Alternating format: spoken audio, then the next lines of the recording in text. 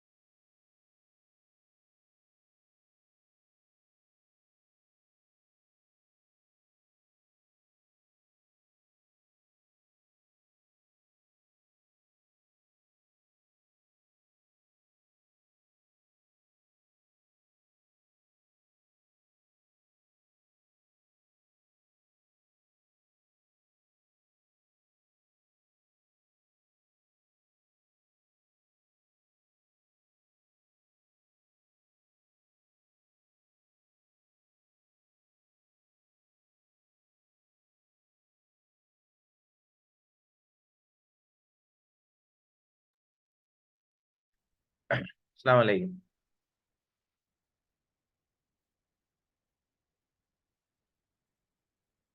Hello. Hello. அஸ்ஸலாமு அலைக்கும். எங்க ரிசானா டீச்சர், ஷிஃப்னா, கனி. Yes, sir. Walaikum salam, sir. ஓ, ஓ. யாரு மிஸ்டர், யாரு கனிண்டா?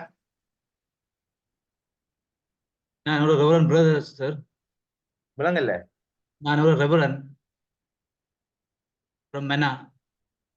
ஓ, நீங்க மன்னாரா? ஓம் சார். ஆஹா. என்ன, எங்க டீச் பண்றீங்களா, டீச்சரா என்ன? நான் நானாட்டால டீச் பண்றேன் சார். என்ன அப்பாயின்மெண்ட் உங்களோட? இங்கிலீஷ். இங்கிலீஷா? இங்கிலீஷ்னா நீங்க என்ன டிகிரியா அல்லது குவாலிஃபிகேஷனா? இல்ல டிகிரி சார். நான் பிறகு தான் எடுத்து கொடுத்தேன் டிகிரி. ஆ, ஆ. கண்ட்ராக்ட் பேசிஸ்ல உள்ள எடுத்து பிறகு நான் டிகிரி எடுத்து கொடுத்தேன். நீங்க போன 2 கிளாஸுக்கு வரல, இப்ப வந்துருக்கீங்க என்ன? என்னடா சார், கொஞ்சம் எங்களுக்கு கொஞ்சம் ஒரு ஃபியூனரல் ஒன்று நடந்துட்டு சார். எங்களோட பிரதர் வாழ வந்துட்டாங்க. அப்ப அதுல மெனக்கட்டதால சார் வந்துக்கலாம் சார். Sorry sir. சரி, இன்ஷா அல்லாஹ். இப்ப நாங்க வில் ஸ்டார்ட் டுடேயா? சாரி பிகாஸ் நான் ஒரு I got a call, urgent call, and okay sir. I couldn't come on time, that's why. Okay, we'll start. இந்த யாரு ஷெரீனும் ஹுசானாவும் ஷிஃப்னாவும் வந்துருக்கீங்க. ஸோ லாஸ்ட் கிளாஸ்ல வந்து நான் அனுப்பின மாடியூல்ஸ் உங்களுக்கு வந்துச்சா? நான் அவருக்கு உங்களோட உங்களோட சேர்மனுக்கு தான் அனுப்பினேன். கிடைச்சிச்சா உங்களுக்கு? இல்ல சார், ஒன்றும் போடல சார். குரூப்ல போடலையா ரிசானா டீச்சர், ஷிஃப்னா? இல்ல சார். நான் அனுப்பிட்டேன் உங்களுக்கு 2 மாடியூல் அனுப்பிட்டேன். நான் அவர்கிட்ட கேட்டு எடுத்துக்கொள்ளுங்க. கடைசியா 2 இது பார்த்தேன் தானே, 1 செஷன் 1, 2 சொல்லி பார்த்தேன் தானே. அந்த 2ஐயும் நான் அனுப்பிட்டேன் அவருக்கு வாட்ஸ்அப்ல. கொஞ்சம் அவர்கிட்ட கேளுங்க. நீங்க எனக்கு வாட்ஸ்அப் நம்பர் தரவும் இல்லையே. சார் இப்பதான் குரூப்ல வந்து இல்ல சார், குரூப்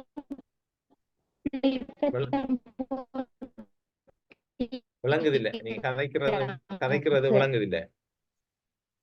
சரி, எப்படியோ கேட்டு எடுங்க. Notes போட்டிக்கிறாங்க sir. நோட்ஸ் இப்பதான் போட்டிக்கிறாங்க, குரூப்ல போட்டிக்கிறாங்க சார். சரி, ஓகே. அப்ப சரி, ஓகே. நான் முடிய போடுவேன். நீங்க அதை சேவ் பண்ணி வச்சுக்கணும். உங்களுக்கு அசைன்மெண்ட்ஸுக்கு அதுக்கு என்ன சரி தேவைப்படும். இன்னைக்கு நாங்க ஏற்கனவே பாடமையம் பழைய இதுல பார்த்த ஞாபகம் இருக்கா? போன கிளாஸ்ல பாடமைய ஒழுங்கமைப்பு, ஆசிரியர் கரிக்குலம் டெவலப்மெண்ட்ல நாங்க சில கொஞ்சம் பார்த்துனாங்க. அதுல இன்றைக்கு பார்க்க போறோம். நாங்க மாணவர் மைய ஒழுங்கமைப்பை பார்ப்போம். ரைட். அப்ப ஏற்கனவே நாங்க மாணவர் மைய ஒழுங்கமைப்புங்கிற நேரம் அந்த கல்வியில அணுகுமுறைகள்ங்கிற தலைப்பிலேயோ, அப்ரோச்சஸ் ஆஃப் எஜுகேஷன்ங்கிற தலைப்பிலேயோ அல்லது ஏதோ ஒரு தலைப்புல இதெல்லாம் வரும். அந்த வார நேரம் அதுக்குள்ள எங்களோட கரிக்குலம் டெவலப்மெண்ட்லயும் அதே ஸ்டைல்ல அதே ஸ்ட்ரக்சர்ல வரும். கிட்டத்தட்ட அதுல இருக்கிறதான் இதுலயும் வரும். என்னது மாணவர் மைய ஒழுங்கமைப்புனா மாணவர்கள கூடிய கவனம் செலுத்தப்படும். அது தெரியும் எங்களுக்கு என்ன அவங்கதான் டார்கெட். இதனால விருப்பமும் ஈடுபாடும் கற்றலில் ஏற்படாது. அவங்க மாணவர்கள் சுயமாக கற்கிற மாதிரி அவங்கள மையப்படுத்தி அவங்கள எங்கேஜ் ஆக்கி அதுக்குள்ள ஒரு சிலபஸ் ஒரு கரிக்குலம் கொண்டு உருவாக்கப்படுமாக இருந்தால் அது கூடிய அளவு அவங்களுக்கு அந்த இன்ட்ரெஸ்ட் உண்டு வரும். என்ன அவங்க இப்ப நாம கதைக்கிறது டிரான்ஸ்மிஷன் இல்லாம நான் சொன்னேனே இதுல டிரான்சாக்ஷனும் டிரான்ஸ்ஃபார்மேஷனும் அந்த 2 T2ம் 3யும் இது 2க்கும் கூட வாய்ப்பு இருக்கும். புதுசா ஏதாவது ஒரு விருப்பம் ஒரு விடயம் மாற நேரம் அறிமுகப்படுத்தப்படுற நேரம் அது டிரான்ஸ்மிஷனா இருக்கும். அதுக்கு பிறகு அதுல அவங்களுக்கு அது பரிச்சயம் ஆயிரும். அடுத்ததுல சரியான பிளானிங் இருக்கணும். ஏனென்றா நாங்க இப்ப ஒரு பாடசாலையில படிக்கக்கூடிய 15 வயதுடைய அந்த சின்ன பிள்ளைகள மாணவர்களை நாங்க இதுல ஈடுபடுத்த போறோம். அப்ப சரியான திட்டமிடல் இல்லாட்டி நாங்க படிக்கிற நேரமும் ரிசோர்ஸும் அதுக்காக நாங்க ஒதுக்கப்படுற ரிசோர்ஸுங்கிற நேரம் மனித வளம், பௌதீக வளம், நிதி, நேரம் இதெல்லாம் வரும் அதுக்குள்ள. என்ன ஒரு ஆசிரியர் அவர் ஒரு மனித வளம், அவரை முகாமைத்துவம் செய்யறதுக்கு principal office, zonal office, PDE அப்படி இப்படின்னு எல்லாம் மினிஸ்ட்ரி வரைக்கும் போகுது. என்ன அந்த ஹைரார்கியில பாக்குற நேரம். அப்ப அது மனித வளம் அவ்வளவு. நான் சும்மா ஒரு ஆசிரியர் சொல்றேன். இப்படித்தான் நம்ம ஆயிரக்கணக்கான லட்சக்கணக்கான அந்த 2 லட்சம் எத்தனை லட்சம் ஆசிரியர் இருக்கிற இலங்கையில அவ்வளவுக்கும் இதே மாதிரி தான் வரும். அப்ப ஹியூமன் ரிசோர்ஸ். அடுத்தது பிசிக்கல் ரிசோர்ஸுங்கிற நேரம் பாடசாலை மத்த படிப்பிக்கக்கூடிய உபகரணங்கள், புத்தகங்கள் என்ன அது. அடுத்தது ஃபினான்சியல், உங்களுக்கு ஆற சம்பளம், இந்த ஸ்கூல்ல செலவழிக்கப்படுற செலவுகள், தண்ணிக்கு, எலக்ட்ரிசிட்டிக்கு, மத்த எல்லா வயலும். அடுத்தது நேரம், ரைட், டைம்.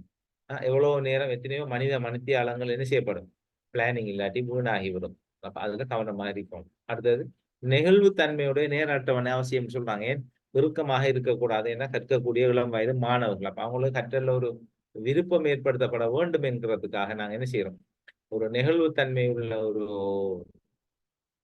இதொண்ட என்னது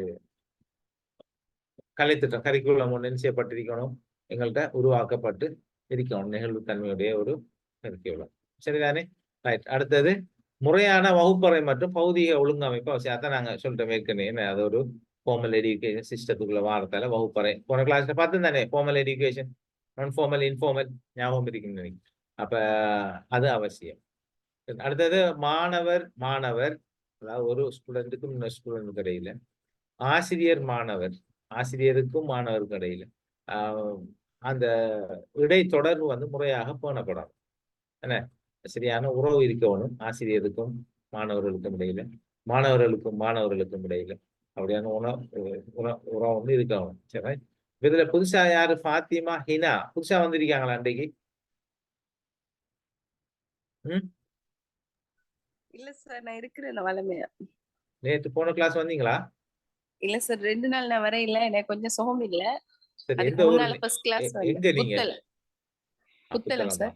என்ன சப்ஜெக்ட் உங்களோட? சித்திரபாடம். ஓகே, சரி. அப்ப இது மாணவர் மைய ஒழுங்கா. அடுத்தது 4வது டாக்குமெண்ட் நாங்க பார்க்க போறோம். அந்த ப்ளூ கலர்ல தலைப்பு சொன்ன கல்வி அப்படின்னு விஷயங்கள்ல கலைத்திட்டத்துக்குரிய ஆவணங்கள், டாக்குமெண்ட்ஸ் ஆக. இப்ப உங்களுக்கு ஒரு அசைன்மெண்ட் தந்தா இது பாயிண்ட்ஸ் ஃபார்ம்ல இருக்கு, நாங்க டிஸ்கஸ் பண்றோம். சம்பந்தமான மேலதிக விளக்கங்களை என்ன செய்யறோம், உங்களோட டிஸ்கஸ் பண்றோம். கதைக்கும் கேள்விகளாக நாங்க கேட்க பதில் சொல்றீங்க. ஒரு அசைன்மெண்ட் தந்தா நீங்க எல்லாத்தையும் வச்சுதான் என்ன செய்யணும், எழுதணும். இந்த விஷயங்களை வச்சு விரிவாக நீங்க எழுதணும். அடுத்தது பாடநூல்கள். அப்ப பாடநூலுங்கிறது சோர்ஸ் ஆஃப் இன்ஃபர்மேஷன், என்ன தகவல்ல ஒரு மூலமாக காணப்படுகின்றது. அடுத்தது இப்ப நாங்க எவ்வளவு படிக்கணும், எப்படி படிக்கணும், எந்த அளவுக்கு எங்கட அந்த வித்தும் டெப்த்தும் எப்படி இருக்கணும், ஆழ அகலம் எப்படி இருக்கணுங்கிறத கற்றல ஒழுங்கமைத்து தரக்கூடியதே. இப்ப நீங்க பாத்தீங்கன்னா லேசா இதை விளங்கலாம் எந்த பாடநூல்னா மெட்ஸ்ல. 6, 7, 8, 9 அப்படியான மேட்சை பார்த்தீங்கன்னா கிட்டத்தட்ட ஒரே வகையான தலைப்புகள் தான் கொஞ்சம் கொஞ்சமா அட்வான்ஸ் ஆகிட்டு போகும். நம்ம பார்த்தா தெரியும். அப்ப அது வந்து என்னது, ஒரு ஆர்கனைஸ் பண்ணப்பட்டு இருக்குது. 6ஆம் வகுப்புக்கு அந்த வயசுக்கு எதை அறிமுகப்படுத்தணும், 7ஆம் வகுப்புக்கு அதை விட கொஞ்சம் கம்ப்ளெக்சிட்டி, அந்த சிக்கல் தன்மை வாய்ந்ததை, அதுக்கப்புறம் 8ஆம் வகுப்பு கொஞ்சம் அப்படி போகும். அடுத்த மிக முக்கியமான ஒரு விஷயம், நாங்க அடிக்கடி சொல்ற விஷயம், லெசனை பொறுத்த வரைக்கும் அறிந்ததிலிருந்து அறியாததை நோக்கி விடய உள்ளடக்கங்கள் உருவாக்கப்பட்டிருக்கு. Right, from the known to the unknown. Right, அறிந்ததிலிருந்து அறியாததை நோக்கி விடய உள்ளடக்கங்கள் உருவாக்கப்பட்டிருக்கு. அது மிக முக்கியம். ரைட், எப்பொழுதும் நாங்க படிப்பிக்க ஆரம்பிக்கிறது ஒரு அறிந்த பாயிண்ட், இந்த மாணவனுக்கு ஒரு அறிந்த ஒரு இடத்துல இருந்துதான் ஆரம்பிக்கப்பட வேண்டும். நாங்க எப்பொழுதும் ஆரம்பிக்கிறது, நாங்க படிப்பிக்கிறதுக்கு ஆரம்பிக்கிறது அதுல கவனமாக இருக்கோம். அறியாத ஒரு புது விஷயத்தை நாங்க சொல்லி கொடுத்துட்டு போறோம்ல, அறிந்ததுல இருந்து அதான் அறியாததை நோக்கி என்ன செய்யறோம், நாங்க ஆரம்பித்து இருக்கிறோம். இந்த ஷிஃப்னா டீச்சர் எந்த ஊர் நீங்க? Hello Shifna, sir. எங்க நீங்க? நான் குருநாகல் சார். நேற்று வந்தீங்களா லாஸ்ட் கிளாஸுக்கு? இல்ல சார், கொஞ்சம் கவரேஜ் ப்ராப்ளம் ஆயிடுச்சு. முதல் வந்தீங்களா? ஓம் சார், ஃபர்ஸ்ட் கிளாஸ் வந்தேன். அப்ப ஷிஃபா அவ நேத்து வந்தா, ஃபர்ஸ்ட் கிளாஸ் வந்தா நேத்து ஷிஃபா. ஓ சார், நான் போன ஃபர்ஸ்ட் இந்த கிளாஸ் நேற்று வந்தேன் கிளாஸ் சார். வந்து ஃபர்ஸ்ட் கிளாஸ் வரலண்ணா. அப்புறம் வந்தீங்களா லாஸ்ட் கிளாஸ்? ஓ அதுக்கப்புறம் வந்து லாஸ்ட் கிளாஸ் வந்து. Right, okay okay. இப்ப நம்ம டிஸ்கஸ் பண்ண விஷயங்களா தான் கேட்கணும், இல்லாட்டி திருப்பி சொல்லணும் எல்லாரும் யார் யார் வந்து வரலண்டா கொஞ்சம் ஞாபகப்படுத்த தான் கேட்டேன். சரி, ஓகே.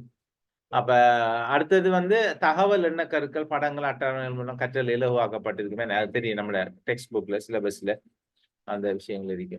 அடுத்து சுய கற்றலுக்கான ஒரு வழிகாட்டியாகவும் இருக்குமே, நாங்க செல்ஃபாக படிச்சு கொள்ளலாம். புக்ஸை வச்சு ஸ்கூல்ல செஞ்சு தந்தா அதை கொண்டு நாங்க செல்ஃபாக எங்களை ரிஃபர் பண்ணலாம், பார்க்கலாமே.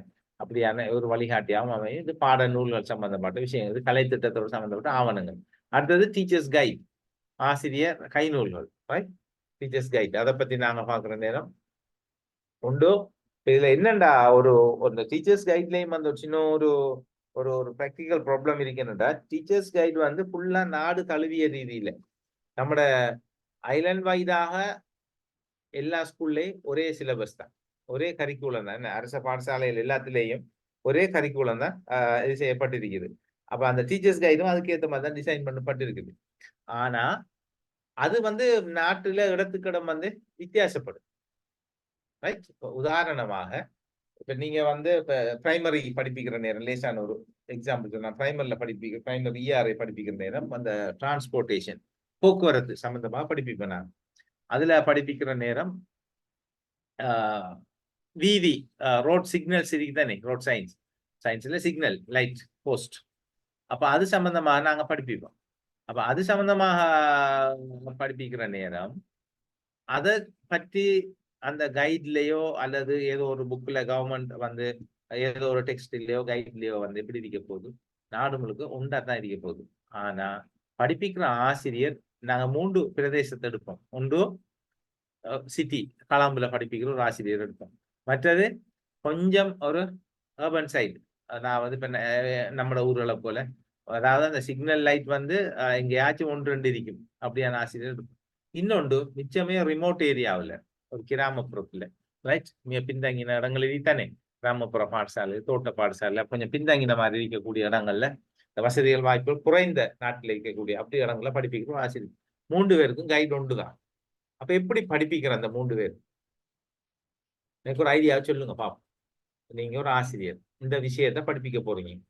ரைட், நீங்க ஒருத்தர் களம்புல இருக்கிற டீச்சர் வச்சுக்கொள்ளுங்க, இன்னொருத்தர் வந்து புத்தாளத்துல இருக்கிற டீச்சர், புத்தாளத்துல சிக்னல் இடிக்குமா, இன்னொருத்தர் வந்து என்னன்னு சொல்லுவோம், ஒரு இந்த மையங்கணையில அமைச்ச பிரதேச பின்தங்கின ஒரு இடத்துல மையங்கணை பக்கம் இருக்கிறோம் ஆசிரியர் என்று வச்சுக்கொள்வோமே.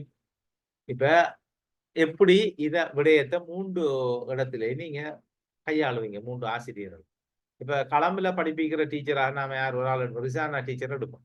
ரிசானா டீச்சர் சொல்லுங்க, நீங்க அந்த களம்புல இந்த சிக்னல் லைட்டை பத்தி பிரைமரி ஸ்டூடெண்ட்ஸுக்கு உதாரணத்துக்கு ஒரு எக்ஸாம்பிள், உங்க சப்ஜெக்ட் வர இருக்கும் நம்ம எடுப்போம், எப்படி அதை ப்ராக்டிக்கலா படிப்பிக்க போறீங்க, அதை எப்படி உங்களோட ஐடியா அதை நீங்க முன்னுக்கு கொண்டு போய் சேர்ப்பீங்க, சொல்லுங்க.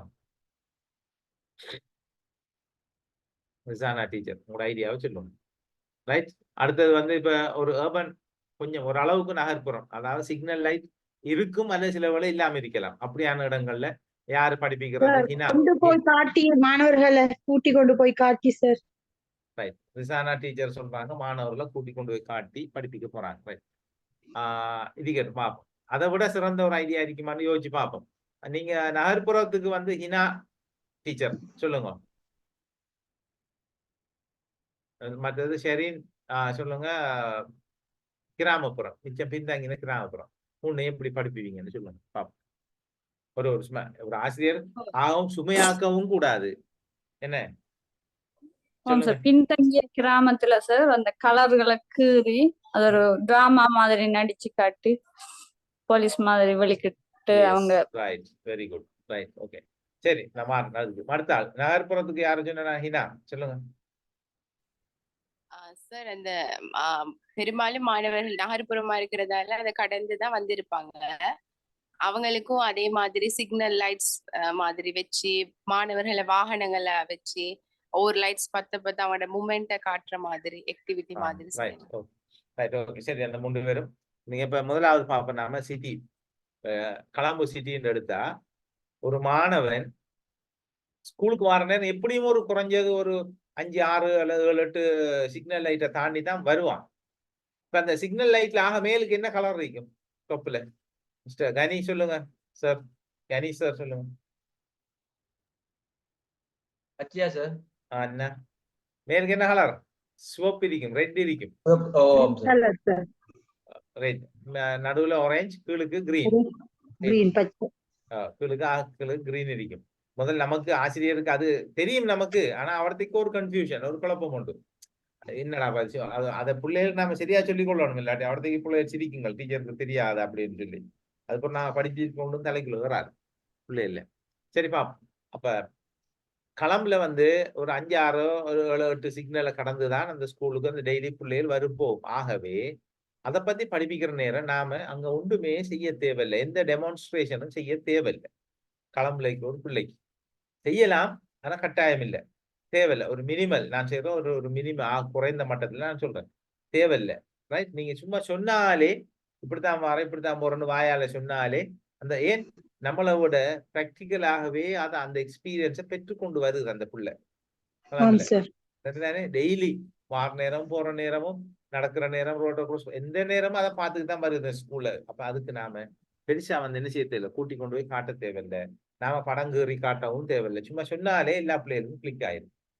ஒரு அர்பன் சைடை கொஞ்சம் பார்த்தோம், ஒரு அளவுக்கு பார்த்தோம்னு சொல்லி சொன்னா அங்க சில வேளை 1, 2 இருக்கும், இல்லாம இருக்கும். அப்படியான பிள்ளைகளுக்கு என்ன செய்யணும், நீங்க சொன்ன மாதிரி படத்தை கீறி ஒரு ரோட்ல படத்தை கீறி அல்ல சின்ன கார்கள் மாதிரி ஏதோ ஒன்றை வச்சு அப்படி என்ன செய்யலாம், நீங்க போர்ட்லயோ அல்லது பிரிசில் போர்ட்லயோ அல்லது ரெமி ஷீட்லயோ அல்லது ஏதோ ஒன்றுல கலரை கீறி நீங்க சொல்லி கொஞ்சம் காட்டின உடனே அந்த பிள்ளைகளுக்கு ஒரு அளவுக்கு என்ன செய்யும், அது விளங்கி கொள்ளுமே. ஏற்கனவே கிளம்புக்கு போயிட்டு வந்திருக்கும் அந்த பிள்ளை, கிளம்பு கண்டிக்கு அப்படி சிக்னல் லைட் இருக்கிற சிட்டி குன்னாங்கலாம் அங்கஞ்செல்லாம் போய் பார்த்திருக்கும், அது வந்திருக்கும் ஒரு அளவுக்கு. அப்ப நாங்க கொஞ்சம் சொன்ன உடனே விளங்கிடும். 3வது ஆகவும் ரிமோட்டா இருக்கிற பிள்ளைகளுக்கு இப்படி போய் பார்க்குற வாய்ப்பு சில வேளை குறைய இருக்கும். அந்த பிள்ளைகளுக்கு கட்டாயம் நாங்க என்ன செய்யணும், அதை நடிச்சுத்தான் காட்டணும். போல செய்தல் ரோல் பிளே ஒன்று தான் செஞ்சு காட்டணும்.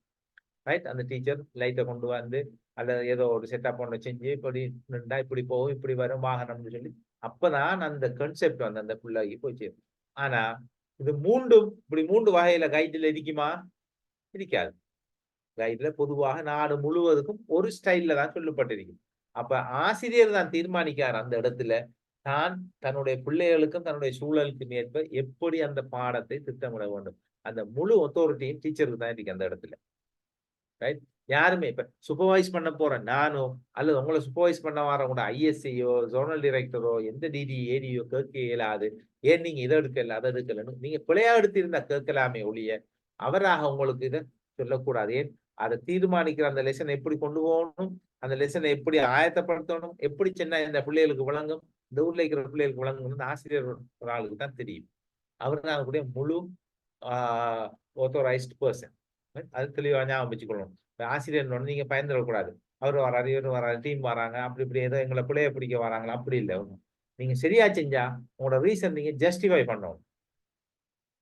ரைட். நீங்க சரியா செஞ்ச உடனே உங்களோட ரீசனை நீங்க ஜஸ்டிஃபை பண்ணணும். எனக்கு நடந்த ஒரு சம்பவம், நான் ஒரு இங்கிலீஷ் டீச்சர் தான். ஆரம்பத்துல வந்து என்ன நான் இங்கிலீஷ் டீச்சராக இருந்த நேரம் எனக்கு தொழில் கிடைச்சி ஒரு 2-3 வருடத்துக்குள்ள. அப்ப சின்ன வயசுல அந்த டைம்ல டீச்சரா A-level எடுத்ததுக்கு பிறகு தொழில் கிடைச்சிட்டு அப்ப இருந்த நேரம் டீம் சூப்பர்வைசன் வருவாங்க தானே, ஒப்சர்வேஷன் பாக்குறது டீமா வந்தாங்க. வந்த நேரம் நான் வந்து கிரேட் 7க்கு படிப்பிச்சுட்டு இருந்தேன். அப்ப ஒரு ரெசிடேஷன் போயம், எனக்கு என்ன போயம்ல பேர் ஞாபகம் இல்லை, நான் மறந்துட்டேன். படிப்பிச்சுட்டு இருக்கிற நேரம் வந்து அந்த வந்த சார் கேட்டாரு வந்து சில கேள்விகள். அவர் கேள்வி கேட்ட நோக்கம் எவ்வாறாக இருந்தது என்றால், ஏதோ எனக்கு அவர் வந்ததுக்கு எதையாவது எனக்கு ஐடியா ஆலோசனை சொல்லணும், ஏதாவது 2 பிள்ளைய சொல்லணும், அவர் ஆலோசனை சொல்லணும்.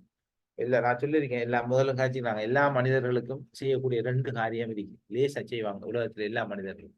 இந்த புல கண்டுபிடிக்கிறது, 2 ஆலோசனை சொல்றது, 2 எல்லாரும் ஃப்ரீயா இலவா செய்வாங்க, நல்லா செய்வாங்க. அப்ப நானும் பார்த்தேன், அவரும் எனக்கு சொல்லிட்டே போறார். நானும் எனக்கு தெரிஞ்ச மாதிரி எனக்கு தெரிஞ்ச எந்த இதுல நான் அப்ப எனக்கு தாங்க இயலாம அவர்கிட்ட 2-3 கேள்வி நான் மாறி கேட்டேன். அதோட அவரு அதுக்கு விட இல்லை, ஏதோ ஒரு சின்ன ஒரு சமாளிச்சுட்டு வகுப்புல இருந்து எழுப்பி போயிட்டார். அப்படி இருக்க கூடாதுன்னு தான் நான் சொல்ல வரேன். அப்ப நானும் வந்து இப்ப போய் பாக்குற நேரம் எங்க ஸ்டூடெண்ட்ஸ் அப்படி கேட்கறதில்ல. நான் ஏன் அந்த செனாரியோ அந்த கண்டெக்ஸ்ட் வந்து அந்த ஆசிரியருக்கு தான் தெரியும். அப்ப அவர இடத்துல இருந்தா நான் பார்க்கணுமே ஒழிய நானா ஒரு பிக்சரை ஒரு ஐடியாவை எடுத்துக்கொண்டு போய் என்ன செய்யக்கூடாது, அங்க இப்படித்தான் இருக்கணும் எதிர்பார்த்து போகக்கூடாது. ஆனா அந்த லெசனை பாக்குற நேரம், அவர் டீச்சிங்கை பாக்குற நேரம் எனக்கு வர டவுட்ஸ் இல்ல, சந்தேகங்களை நான் என்ன செய்யலாம், கேட்கலாம். அவருக்கு இது ஏன் இப்படி செஞ்சீங்கன்னு நான் கேட்கலாம். ஒளியே நானும் ஒரு கன்செப்ட் ஐடியா வச்சுக்கணும், இது இப்படித்தான் நீங்க செய்யணும்னு சொல்லி ஒரு நாள் என்ன செய்யக்கூடாது, அது அதுக்குள்ள நான் போஸ்ட் பண்ணி எந்த இன்ஃபுளுன்ஸ் பாதிக்கூடாது. மிக முக்கியம், நீங்களும் ஒரு டீச்சர் ஆகிக்கிற நேரம் இப்படி வரக்குள்ள பயப்பட தேவையில்லை, யோசிக்க தேவையில்லை. உங்களோட சைடுல உங்களோட லெசன் உங்களோட ப்ரிப்பரேஷன் நீங்க எப்படி ரெடியா இருக்கீங்களோ அதை நீங்க ஜஸ்டிஃபை பண்ணினா சரி, அவ்வளவுதான். ரைட்? யாருமே இதை இதுக்கு இப்படி தீர்மானிச்சு மார்க்ஸ் போட இயலாது, அது மிக முக்கியம், நீங்க தெரிஞ்சிருக்கணும். அடுத்தது, அப்ப டீச்சர்ஸ் கைடுங்கிற நேரம் இப்படிதான் இருக்கு, அது ஒரு யூனிஃபார்மிட்டியில எல்லாருக்கும் பொதுவானதாகத்தான் இருக்கு. நாங்க தான் தேவைக்கு ஏற்ற மாதிரி மக்கள் மாணவர்களுக்கு ஏற்ற மாதிரி என்ன செய்வோம், அதை கொஞ்சம் மோடிஃபை பண்ணி அந்த அதிகாரம் ஆசிரியருக்கு இருக்கு. அதான் நான் சொல்ல வரேன். கைட்ல இருக்கிறத அப்படியோ பார்த்து கொப்பி அடிக்க தேவையில்லை. நாங்க அது தெளிவா நீங்க விளங்கிக் கொள்ளுங்க. அதான் ஏகோபித்த கற்றல் விருத்திக்கு உதவக்கூடிய வகையில் முழு நாட்டிற்கு அமுல்படுத்துவாங்க. முழு நாடு முழுக்க அதான் இருக்கு. பாட விருத்தி, உள்ளடக்கம், கற்பித்தல் முறைகள், கணிப்பீடு, மதிப்பீடு எல்லாம் அதுல இருக்கு. என்ன ஒரு சாம்பிளுக்கு இருக்கு பாட விருத்தி, உள்ளடக்கம், கற்பித்தல் முறைகள். நீங்க அந்த கைடுல பார்த்தா தெரியும், சில வேளைகள்ல புத்தகத்துல இருக்கிறது அதுல இருக்காது, அதுல வேற ஏதோ உதாரணங்களை சொல்லியிருப்பாங்க. அப்ப எங்களை நான் அவதானிச்சிங்க, சில டீச்சர்ஸ் எங்களை டீச்சர்ஸ் தான், ஒளி டீச்சர்ஸ் தான் என்ன செய்வாங்கண்டா, ஸ்கூல் டீச்சர்ஸ் சில நேரம் புக்ல இருக்கிறது அப்படியே விட்டுருவாங்க, கைட்ல இருக்கிறது லேசுங்கிற அப்படின்னு அதை படிப்பிப்பாங்க. சிலர் கைடை கணக்கு எடுக்காம புக்கை படிப்பிப்பாங்க. அப்படி இல்லை, கை நூலுங்கிறது வழிகாட்டி, கைடுண்டாலே வழிகாட்டி தானே, நமக்கு ஏதோ ஒரு இடத்துல நம்மளை வழிபடுத்த உதவி செய்வது தானே. அப்ப அதை நாங்க 100% என்ன செய்ய தேவையில்லை, அப்படியே பார்த்து காப்பி பண்ண தேவை, நமக்கு ஏற்ற மாதிரி நாம அதை என்ன செய்யலாம், மாடிஃபை பண்ணலாம். அடுத்தது பாடத்திட்டம். பாடத்திட்டம்ங்கிறது என்னது, ஸ்கீம்.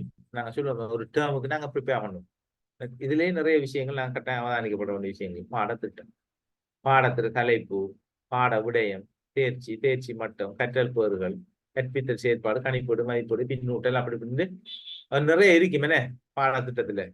அப்ப இது ஒவ்வொரு ஆசிரியரும் என்ன செய்யணும், கட்டாயம் ரெடியாக்கணும். இதுல நான் கண்ட ஒரு பிழையான ஒரு மிஸ்மேனேஜ்மெண்ட் என்னன்னு சொன்னா, எப்படின்னா இன்றைக்கு என்ன லெசன் படிக்கமோ அந்த லெசனுக்கு தான் இன்றைக்கு ஸ்கீம் எழுதுறாங்க. அப்படியே எழுதுற ஸ்கீம் எப்படி எழுதுற ப்ரிப்பேர் பண்றது,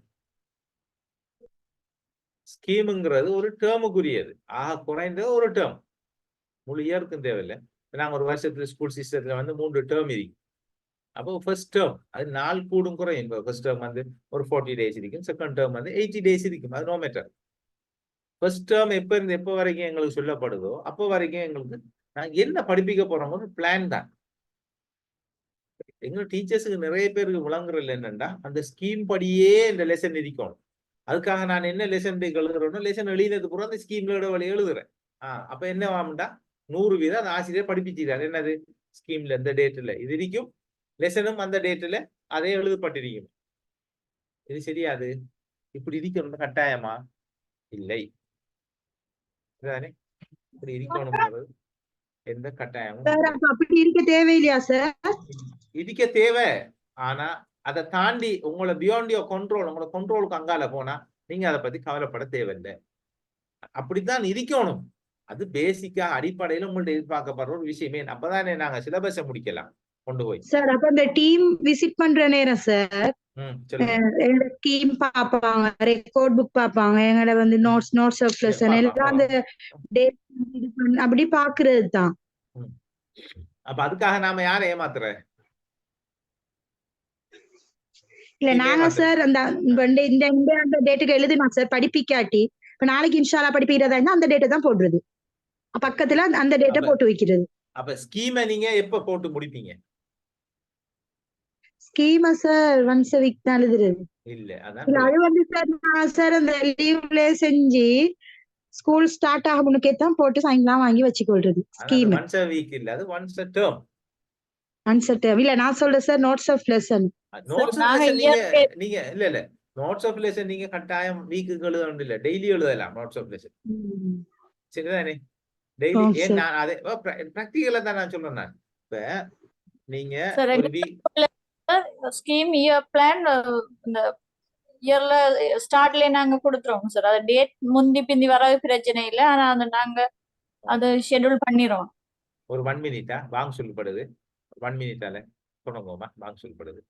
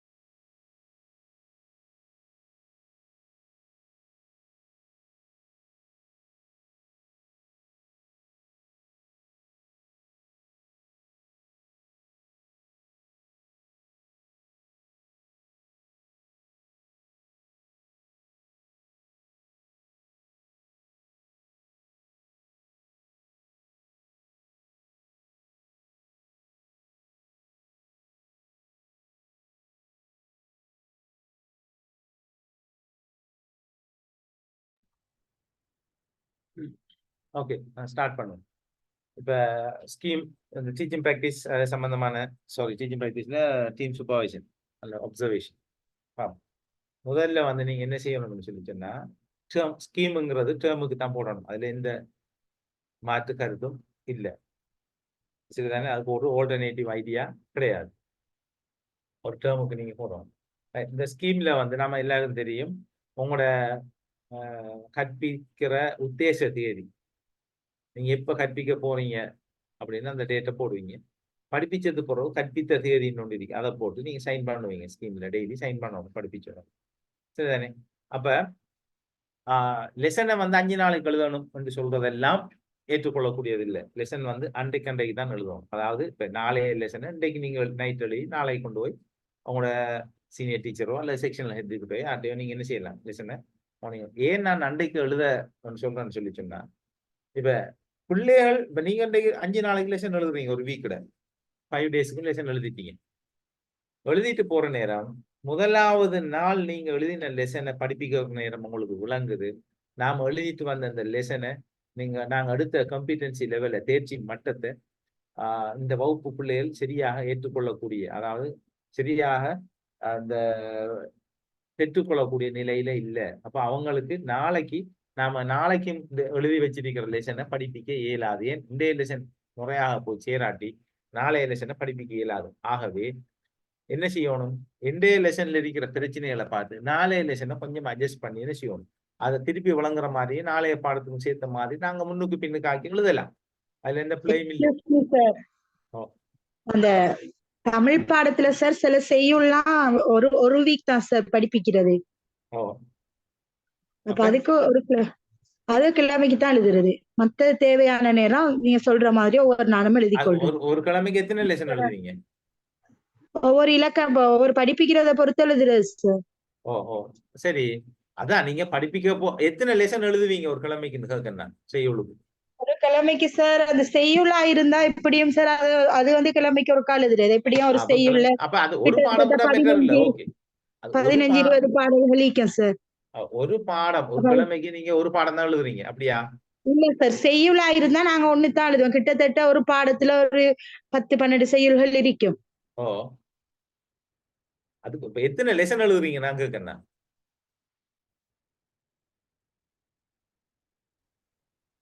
எத்தனை லெசன் நீங்க எழுதுறீங்க? ஏன்னா அந்த ஒவ்வொரு நாளும் இந்த தன்வினை பிறவினை சொன்னா நாளைக்கு படிப்பிக்கிறதா இருந்தா சார் செய்யுள சொல்றேன். நீங்க சொல்ற செய்யுள சொல்றேன். சார் அது ஒரு கிழமையில செய்யுள் சார் ஒன்று தானே எழுதுவீங்க. அதுக்கு அப்படி வந்தா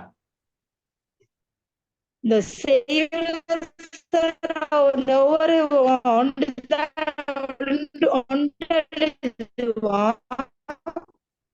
ஆனா சார் ஒரு பாடத்துல தானே சார் அந்த இருக்கும் 10 செய்யுளோ 12 செய்யுளோ இருக்கும். அதை வீக்குக்கு பிரிச்சு படிப்பிக்கிறது. ஒரு நாளைக்கு 2 செய்யுள் படிப்பிப்போம். தேர்ச்சி பெறப்பட்ட மதிப்பு மாறாது சார். நான் கேட்கிறேன்னா, நீங்க இன்றைக்கு லெசன் எழுதிட்டு வந்திருக்கீங்க. இன்றைய லெசனை படிப்பிக்கிற நேரம் நீங்க எதிர்பார்த்த தேர்ச்சி மட்டத்தை அல்லது கற்றல் பேருன்னு சொல்லுவோமே, தேர்ச்சி மட்டத்துல இருந்து வரதான் கற்றல் பேர். அந்த கற்றல் பேரு அடையவில்லை என்றது உங்களுக்கு விளங்கிட்டு. அப்ப நாளைக்கு என்ன செய்யறோம், அதை அப்படியே விட்டு போட்டு நாளைக்கு வர்ற நாளைக்கு படிக்கிறேன். நாளைக்கு சுருக்கத்தை கொஞ்சம் சாராம்சத்தை கொஞ்சம் லேசா விளக்கப்படுத்தி போட்டு சார். அதுல நாளைக்கு உள்ளதுல 2 படிப்பிக்க வேண்டியிருந்தா அதுல ஒரு செய்யுள்ள படிப்பிக்கிறது. அப்ப நாளைய லெசன்ல ஒரு துண்டை விடுறீங்க தானே? சார் அது வீக்குக்கு செய்யல. அதுதான் நான் சொல்றேன், வீக்குக்கு நீங்க முடிக்கத்தான் போகணும். அதை முன்னுக்கு பின்னுக்கு அட்ஜஸ்ட் பண்ணணும். ஆனா நீங்க என்ன சொல்ற மாதிரி பாதி லெசன் 2 செய்யுள்ள இருக்கிறதுக்கு ஒரு செய்யுள்ள படிப்பிச்சு இது வழங்கல நாளைக்கு படிப்பேன் அப்படி பிரேக் ஆனீங்கன்னா அந்த லெசன்ல நீங்க எதிர்பார்க்கிற கற்றல் போகிற உங்களால அடைய இல்லாம இருக்கு.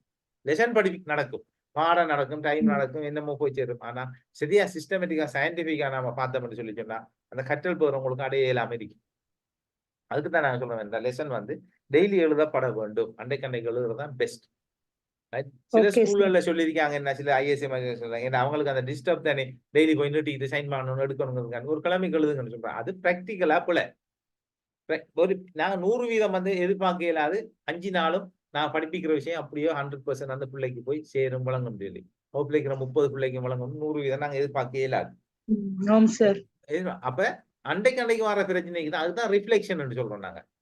நான் நேத்து போன கிளாஸ்ல என்ன ரிஃப்ளெக்ஷனை பத்தி 4 கேள்விக்குரிய விட என்ன பிளான் பண்ணினேன், என்ன நடந்தது, என்ன நடந்திருக்கணும்னு நான் நினைக்கிறேன். இதுல இருந்து நான் கற்றுக்கொண்ட பாடம் இதை வச்சுதான் அடுத்த லெசன் எழுத போறோம். இதை வச்சுதான் அடுத்த லெசனுக்கு போறோம் நாங்க. அப்ப இப்படி பாதியாக அங்க ஒரு துண்டு இங்க ஒரு துண்டு எழுதி அப்படி படிச்சு எல்லாமே குழம்பிடும். 12 செய்யுள் இருந்தா சார் நான் படிப்பிக்கிற 2 செய்யுளுக்கு அந்த 4 லெசன் எழுதணும். ஓ அன்றைக்குரியதை நீங்க எழுதி ப்ரிப்பேர் பண்ணி ரெடியா வச்சுக்கணும். அன்றைக்கு ஏதாவது ஸ்கிப் ஆனா பிரச்சனை வந்தா அடுத்தது ஸ்கீமும் குழம்பி போயிடும். பாதி படிக்க போறீங்க, ஸ்கீமும் எல்லாம் குழம்பி. ஒரு நாளைக்கு வந்தா பிரச்சனை இல்லை. இப்படி ஒரு டேர்ம்ல 10 நாளைக்கு வந்துச்சுன்னா எல்லாம் அவுட். ஒரு நாளைக்கு வந்தா ஏதோ அதை சமாளிக்கலாம் என்னமோ சொல்லி.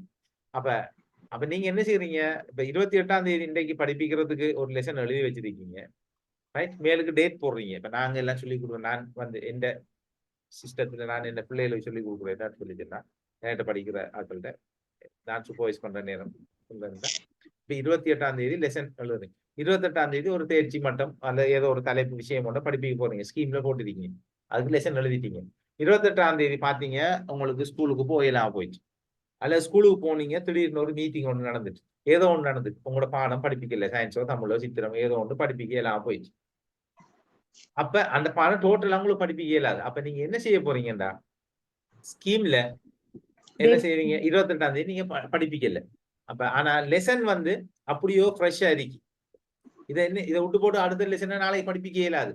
அதே நேரம் 40 நிமிஷத்துக்கு பிளான் பண்ண லெசனை இன்றைய லெசனையும் நாளைய 40 நிமிஷத்தையும் சேர்த்து 80 நிமிஷத்து லெசனை 40 நிமிஷத்துல படிப்பிக்க நினைக்கலாமா? சொல்லே, அது ராங். அப்படி செய்ய இயலாது, செய்யலாதானே. இப்ப ஒன்று முடியத்தான் அடுத்ததுக்கு போகணும் நாம. இப்ப நம்ம சுருக்கி பார்த்து இப்ப நீங்க ஒரு டாக்டர்னு வைங்களேன், 2 சர்ஜரி செய்யணும், 2 சர்ஜரியில அதுல பாதி இதுல பாதி செஞ்சு 2ஐயும் செஞ்சுட்டேன்னு சொல்லலாமா? வருத்தக்காரன் நோயாளி செத்து பேத்துருவானே. அது மாதிரிதான் இதுவும். அது நமக்கு விளங்குறல்ல. அது நாம நம்ம டீச்சர்ஸ் நாம எல்லாரும் சேர்ந்து எத்தனை மாணவர்களை சாக வச்சிருக்கேன் கல்வி, அது விளங்குறல்ல. ஆனா ஹாஸ்பிட்டல் ஒரு செஞ்சுட்டா உடனே பெரிய பிரச்சனையா போயிடும், ரைட்? அதான் வித்தியாசம், வேற ஒன்றும் இல்லை.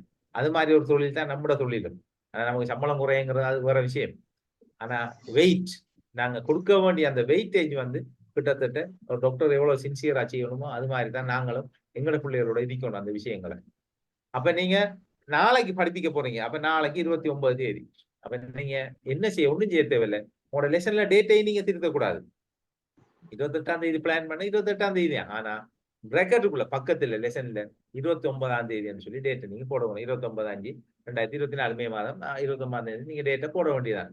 போட்டுட்டு நாளைக்கு நீங்க அதை படிப்பிச்சிட்டீங்க, உங்களுக்கு நாளைக்கு டைம் கிடைச்சிட்டு படிப்பிச்ச உடனே ஸ்கீம்ல நீங்க இந்த எழுதுறீங்க, ஒரு குறிப்புன்னு சொல்லி ஒரு குளம் இருக்கும் கடைசியில சைன் பண்றது பக்கத்துல தொங்கல்ல உங்களோட ஸ்கீம்ல. அதுல நீங்க எழுதுவீங்க என்னண்டா, இந்த காரணத்தால இது இப்படி படிப்பிக்கல, இத்தனையாம் தேதி இது படிப்பிக்கப்பட்டது, 29ஆம் தேதி படிப்பிக்கப்பட்டது. காரணம் பாடசாலையில் வந்து என்னது, ஏதோ ஒரு அவசர மீட்டிங் நடந்தது, அந்த பாடசாலையில ஏதோ ஒரு சிரமதானம் நடந்தது, திடீர்னு ஏதோ ஒரு சின்ன நேரம் பிஹெச்ஐ வந்த உடனே சொல்லுவாரு இது சரியான டெங்கு பிரச்சனை, இன்றைக்கு உடனே சிரமதானம் செய்யணும். அப்ப டக்குன்னு எல்லா அன்றைக்கும் கொலாப்ஸ் பழமையா நடக்கிறதானே. அப்ப அதை நீங்க ரீசன் எழுத வேண்டியதான். எழுதிட்டு என்ன செய்யணும், தொடர்ந்து அதை பிந்தி விட்டுக்கிட்டே போறதா? இல்ல, இந்த மார்ச் பாஸ் நடக்கிற நேரம் கை 2 மாறினா தொடர்ந்து மாறிக்கிட்டே போறானா, டக்குன்னு என்ன செய்யணும், அதை ஸ்கிப் பண்ணதை கொஞ்சம் பிடிச்சி அட்ஜஸ்ட் பண்ணி முன்னுக்கு பின்னுக்காக்கி என்ன செஞ்சிடணும், போய் சேர்ந்துடணும். அது மாதிரி நாம ஒரு ஃப்ரீ டைம்ல ஒரு டீச்சர் வராத நேரத்தை பார்த்து நாம கவனமா இருந்து அந்த வகுப்புல சொல்லி வச்சிருந்து, இந்த டீச்சர் வரல, இந்த பாடம் எனக்கு ஃப்ரீ நாம இருக்கணும், அடுத்த லெசனை நாங்க விட்ட நாள் என்ன செய்யணும், அதோட சேர்த்து போட்டு அந்த டேட் அதுல போட்டா சரி. இப்படி செஞ்சா மட்டும்தான் அதை நீங்க கொண்டு போய் சேர்க்கலாம். இல்லாட்டி அப்படியே நாம அதுல நமக்கு மறந்து பிள்ளைகளுக்கு மறந்து அது அப்படியே விடுபட்டு போயிடும். அது இப்படி செய்யற நேரம் அப்ப அவங்களோட குறிப்புல நீங்க எழுதி வைக்கணும். டேட் எல்லாத்துக்கு கை வைக்க கூடாது, பிராக்கெட்டுக்குள்ள புது டேட்டை போடணும். அப்ப பாக்குற ஆளுக்கு விளங்கணும். அல்ல நாம சொல்லணும், இத்தனாம் தேதி படிப்பிக்கப்பட வேண்டியது, இத்தனாம் தேதி படிப்பிக்க. அது உங்களோட பிள்ளை இல்லையே, ஸ்கூல்ல நான் சொன்ன மாதிரி இப்படி ஒண்ணு நடந்துச்சு, திடீர்னு வந்து உங்களுக்கு சோம்பில்லாம போயிட்டு. உதாரணத்துக்கு சொல்ல, ஸ்கூல்ல வந்து ஒரு டீச்சர் நடக்கிறதானே, ஒரு டீச்சர் மொத்த போயிட்டா காலையில. அப்ப என்ன செய்யற, நான் எழுதி நினைச்சேன் படிப்பிச்சுட்டு தான் வருவேன் அப்படின்னு சொல்றதா? செய்ய இயலாது. அப்ப ஸ்கூல் அன்றைக்கு மூடிடுவீங்க. அப்ப இதெல்லாம் நம்ம கட்டுப்பாட்டுக்கு அங்கால நடக்கிற விஷயம், சரிதானே? அதுக்கு அவனை அதை விட்டு போட்டு ஓடவும் இயலாது. அதை கட்டாயமே பிள்ளைகளோட நாங்க செய்யற விஷயம் இது. அவை பிள்ளைகள் கட்டாயம் அதை கொண்டு சேர்க்கணும். ஸ்கிப் பண்ணினதை கொஞ்சம் அங்கலஞ்சல அட்ஜஸ்ட் பண்ணி என்ன செஞ்சணும், பிடிச்சு கொள்ளணும். அதை மாற டீம் சூப்பர்வைசனுக்கு வாரவருக்கும் இது விளங்கணும். அவர் மீது ஏற்றுக்கொள்ளக்கூடிய மனப்பக்குவத்தில் இருக்கணும். ஆசிரியர் உண்மையான ஆசிரியர் தான், இவர் உண்மையா செய்வார். இதுக்கு முதல்ல இப்படி நடந்து செஞ்சிருக்காரு. உங்களோட ஸ்கீமை பார்த்துட்டு வர நேரம் தெரியும். இதுக்கு முதல்ல திடீர்னு ஏதாவது நீங்க லீவ் எடுத்தா இது நடந்தா நீங்க இப்படி நடந்தது அடுத்த பாடத்துல கவர் பண்ணி சரியா போறீங்கிறது தெரியும். அதை விட்டு போட்டு நாங்க அண்டைக்கு லெசன் எழுதுறோம், அண்டைக்கு எழுதுற லெசன் தேர்ச்சி மட்டும் டேட் எல்லாம் ஸ்கீம்ல போட்ட உடனே பாக்குற ஆளுக்கு 100% பெர்ஃபெக்டா இருக்கு. ஸ்கீமும் எல்லாம் முடிஞ்சது பிறகு, ஒரு டேர்ம் முடிஞ்சது பிறகு பார்த்தா ஸ்கீமும் படிப்பிச்சா பெர்ஃபெக்டா இருக்கு. அப்ப இது பொய் வேலை, ஏமாத்து வேலை. அப்படி செய்ய இயலாது. ரைட்? அப்படி செய்யக்கூடாது, செய்யவும் இயலாது. அப்படி செய்ய அப்ப நானும் பாக்குறேன். எங்களோட பிள்ளைகளே எங்களோட காலேஜ்ல 2 வருஷம் எல்லாம் படிச்சு போட்டு இன்டர்ன்ஷிப் போன நேரம் அல்லது டீச்சிங் பிராக்டிஸ் போன எங்களோட பிள்ளைகளே இப்படி வேலை செய்ய பாக்குது. ஏன்? அது பிள்ளையா நினைக்குது. இப்படி செஞ்சா அது குற்றமோ, என்ன பிடிப்பாங்களோ அப்படின்னு பிள்ளையா நினைக்கிறது. அதுதான் பிள்ளை.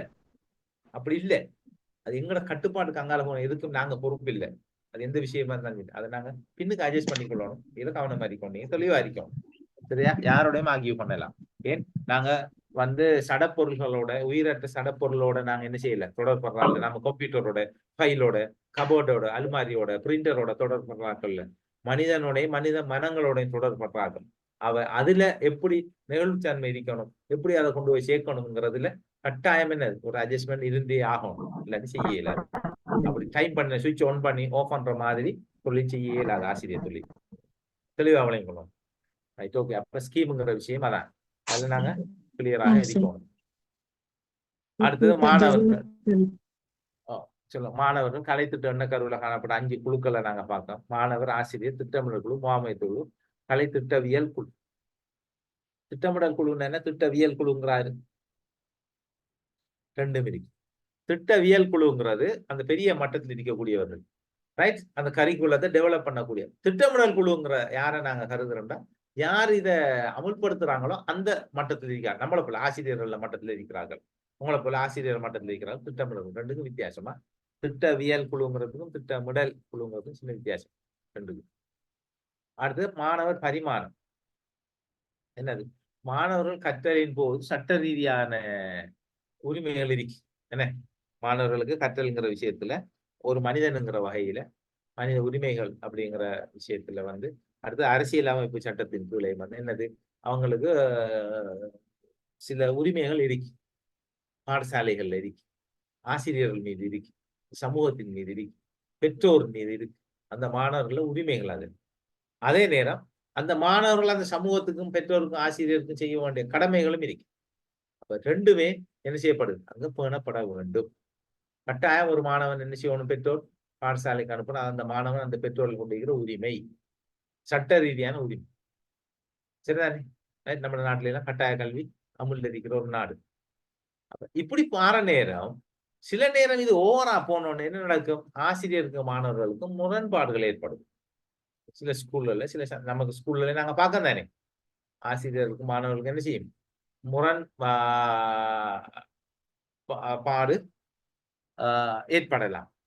இந்த முரண்பாடுகளை தீர்க்கிற நேரம் என்ன செய்யும், அது நிர்வாக ரீதியான பிரச்சனை ஏற்படுது. ஒரு வகுப்புல ஒரு சேருக்கும் ஒரு மாணவருக்கும் அல்ல சில மாணவருக்கு இடையில வார பிரச்சனை கடைசியில என்ன செய்யும், வகுப்புக்கு வெளியில போய் பிரின்சிபல் போய் அங்க போய் இங்க போய் சமூகத்துக்கு போய் ஆபீஸ் வரைக்கும் போய் பெரிய பெரிய பிரச்சனை கடைசியில பேஸ்புக் எல்லாம் வரும். நான் பார்த்திருக்கேன். சரிதானே? ஏன் காரணம்டா, ஒவ்வொருவரும் தனக்கு இருக்கிற உரிமையை பத்தி, தனக்கு இருக்கிற அந்தஸ்தையும் கௌரவத்தை பத்தியும் எதிர்பார்க்கறதாலதான் இந்த பிரச்சனை. அப்ப இதை என்ன செய்யணும்டா, மாணவர்கள உரிமைகளையும் எதிர்பார்ப்பையும் ஆசிரியர்களும் நிர்வாகம் புரிந்து கொள்ளணும். அதே நேரம் ஆசிரியர்களுக்கு நிர்வாகத்துக்கு மாணவர்கள் செய்ய வேண்டிய சில கடமைகள் இருக்கு, அதை மாணவர் சார்பில் புரிந்து கொள்ளப்படணும். அப்ப இது ஒழுக்கம் மற்ற விஷயங்களோட சம்பந்தப்பட்ட விஷயம். ரைட்? அடுத்த பெற்றோர் தங்கள் பிள்ளைகளுக்கு பாடசாலையில் போதிய கட்டில் வசதி இல்லாது, உண்மையா கட்டிட வசதிகள் என்றுதான் அது சொல்லப்படுறது. ஏன்னா கட்டாயம் டைப்பிங் மிஸ்டேக்கா, பாடசாலையில கட்டில் வசதி இல்லை. இது பற்றி உறுதிப்படுத்துதல் வேண்டும். ஏன்னது, ஏன்னா கட்டாயம் கட்டிட வசதின்ற நேரம் கட்டிடம் தளபாடம் எல்லாத்தையும் சேர்த்து தான் சொல்றோம். அங்க பயன்படுத்த உபகரணங்கள் இல்லை, அந்த வசதிகள் இருக்குங்கிறத கட்டாயம் உறுதிப்படுத்தணும். பாடசாலைக்கும் கடமை, பெற்றோருக்கும் கடமை, நிர்வாகத்துக்கும் கடமை, பெற்றோருக்கும் கடமை இந்த விஷயத்துல. அடுத்தது, சிறந்த மாணவர் விருத்திக்கு ஆசிரியர் செயற்பாடு, மாணவர் செயற்பாடு, மாணவர் சமூக உறவுகள், உடன்பாடான வகுப்பறை சட்டம் தெரியும் தானே. நாங்க எங்கள்ட்ட ஒரு டிசிப்ளின் இருக்கணும், வகுப்பறையில சில சட்ட திட்டங்கள் இருக்கணும். அப்ப கட்டாய மாணவர் டெவலப்மெண்ட்டுக்கு என்னது, குறிப்பாக உளவிருத்தி. சரிதானே? டிசிப்ளின், ஒழுக்கம், விழுமியம் சம்பந்தப்பட்ட விருத்திக்கு கட்டாயம் என்ன செய்யும், இது உதவும். ஒவ்வொரு சட்ட திட்டமோ பாடசாலை சட்ட திட்டமோ எதாக இருந்தாலும் சரி, ரைட், இது உதவும். ஆனா அந்த சட்ட திட்டங்களை நாங்கள் அமுல்படுத்தும் நேரம் ஒரு விஷயத்தை கவனிக்க வேணும். சில நேரம் சில மாணவர்களுக்கு தனியால் வேறுபாடுகள், சில பிரச்சனைகள் காணப்படும். உடல் ரீதியான பிரச்சனைகள் காணப்படும், உள ரீதியான பிரச்சனைகள் காணப்படும், குடும்ப பின்னணி வித்தியாசமாக, பொருளாதார பிரச்சனை. அந்த மாணவர்களுக்கு ஒரே ஸ்கேல் எடுத்து ஒரே அளவு சட்டத்தை எடுத்து எல்லா மாணவரையும் அளக்க இயலாது. அது ஆசிரியருக்கு தெரிஞ்சிருக்கும். சரிதானே? இப்ப பெண் கொண்டு வரலண்டா 2 மாணவர்கள் வகுப்புக்கு பெண் கொண்டாடலண்டா 2 மாணவரும் பெண் கொண்டாடுறதுக்கு 2 வேறுபட்ட காரணங்கள் இருக்கு. ஒரு மாணவனுக்கு பெண் வாங்குறதுக்கு வசதி இல்லாம இருக்கு. இன்னொரு மாணவனுக்கு பெண் வாங்கக்கூடிய வசதி இருந்தும் அவன் அசட்டுத்தனமாக இருப்பான். அப்ப இதுல நாங்க தண்டனை கொடுக்கிறோம். நாம என்ன செய்யறோம்? ஹோல்சேலா எல்லாருக்கும் பிசினஸ் என்னது, எல்லாருக்கும் தண்டனை. உதாரணத்துக்கு சொன்னா பெண் கொண்டார் இல்லையா, ஏதோ ஒண்ணு சொன்னா எல்லாருக்கும். அப்ப பின்னுக்கு என்ன இருக்குங்கிறத பாக்காட்டி என்ன நடக்கும்? அங்க ஆசிரியருக்கு மாணவர்கள் இருக்கிற உறவு நம்பகத்தன்மையில பாதிப்பு ஏற்பட்டு அந்த பெண் வாங்க வசதி இல்லாத ஒரு மாணவன் என்ன செய்வான்? கவலைப்படுவான்.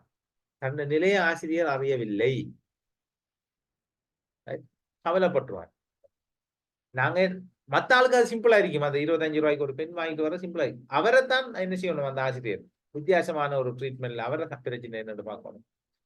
இந்த பிள்ளைக்கு பிரச்சனை வரும். இதுக்குத்தான் என்ன செய்யறாங்க? பெரும்பாலும் சில ஆசிரியர் ஸ்கூல்ல வகுப்புல செஞ்சிருப்பீங்க, பென், பென்சில், கொப்பி அதெல்லாம் வந்து எங்கேயாவது காசுகள் அப்படி வார நேரம் வாங்கி வச்சிருப்பாங்க ரிசர்வ்ல. இல்லாத பிள்ளைகளுக்கு உடனடியாக அவர்கிட்ட கொடுத்து உதவுறதுக்கு.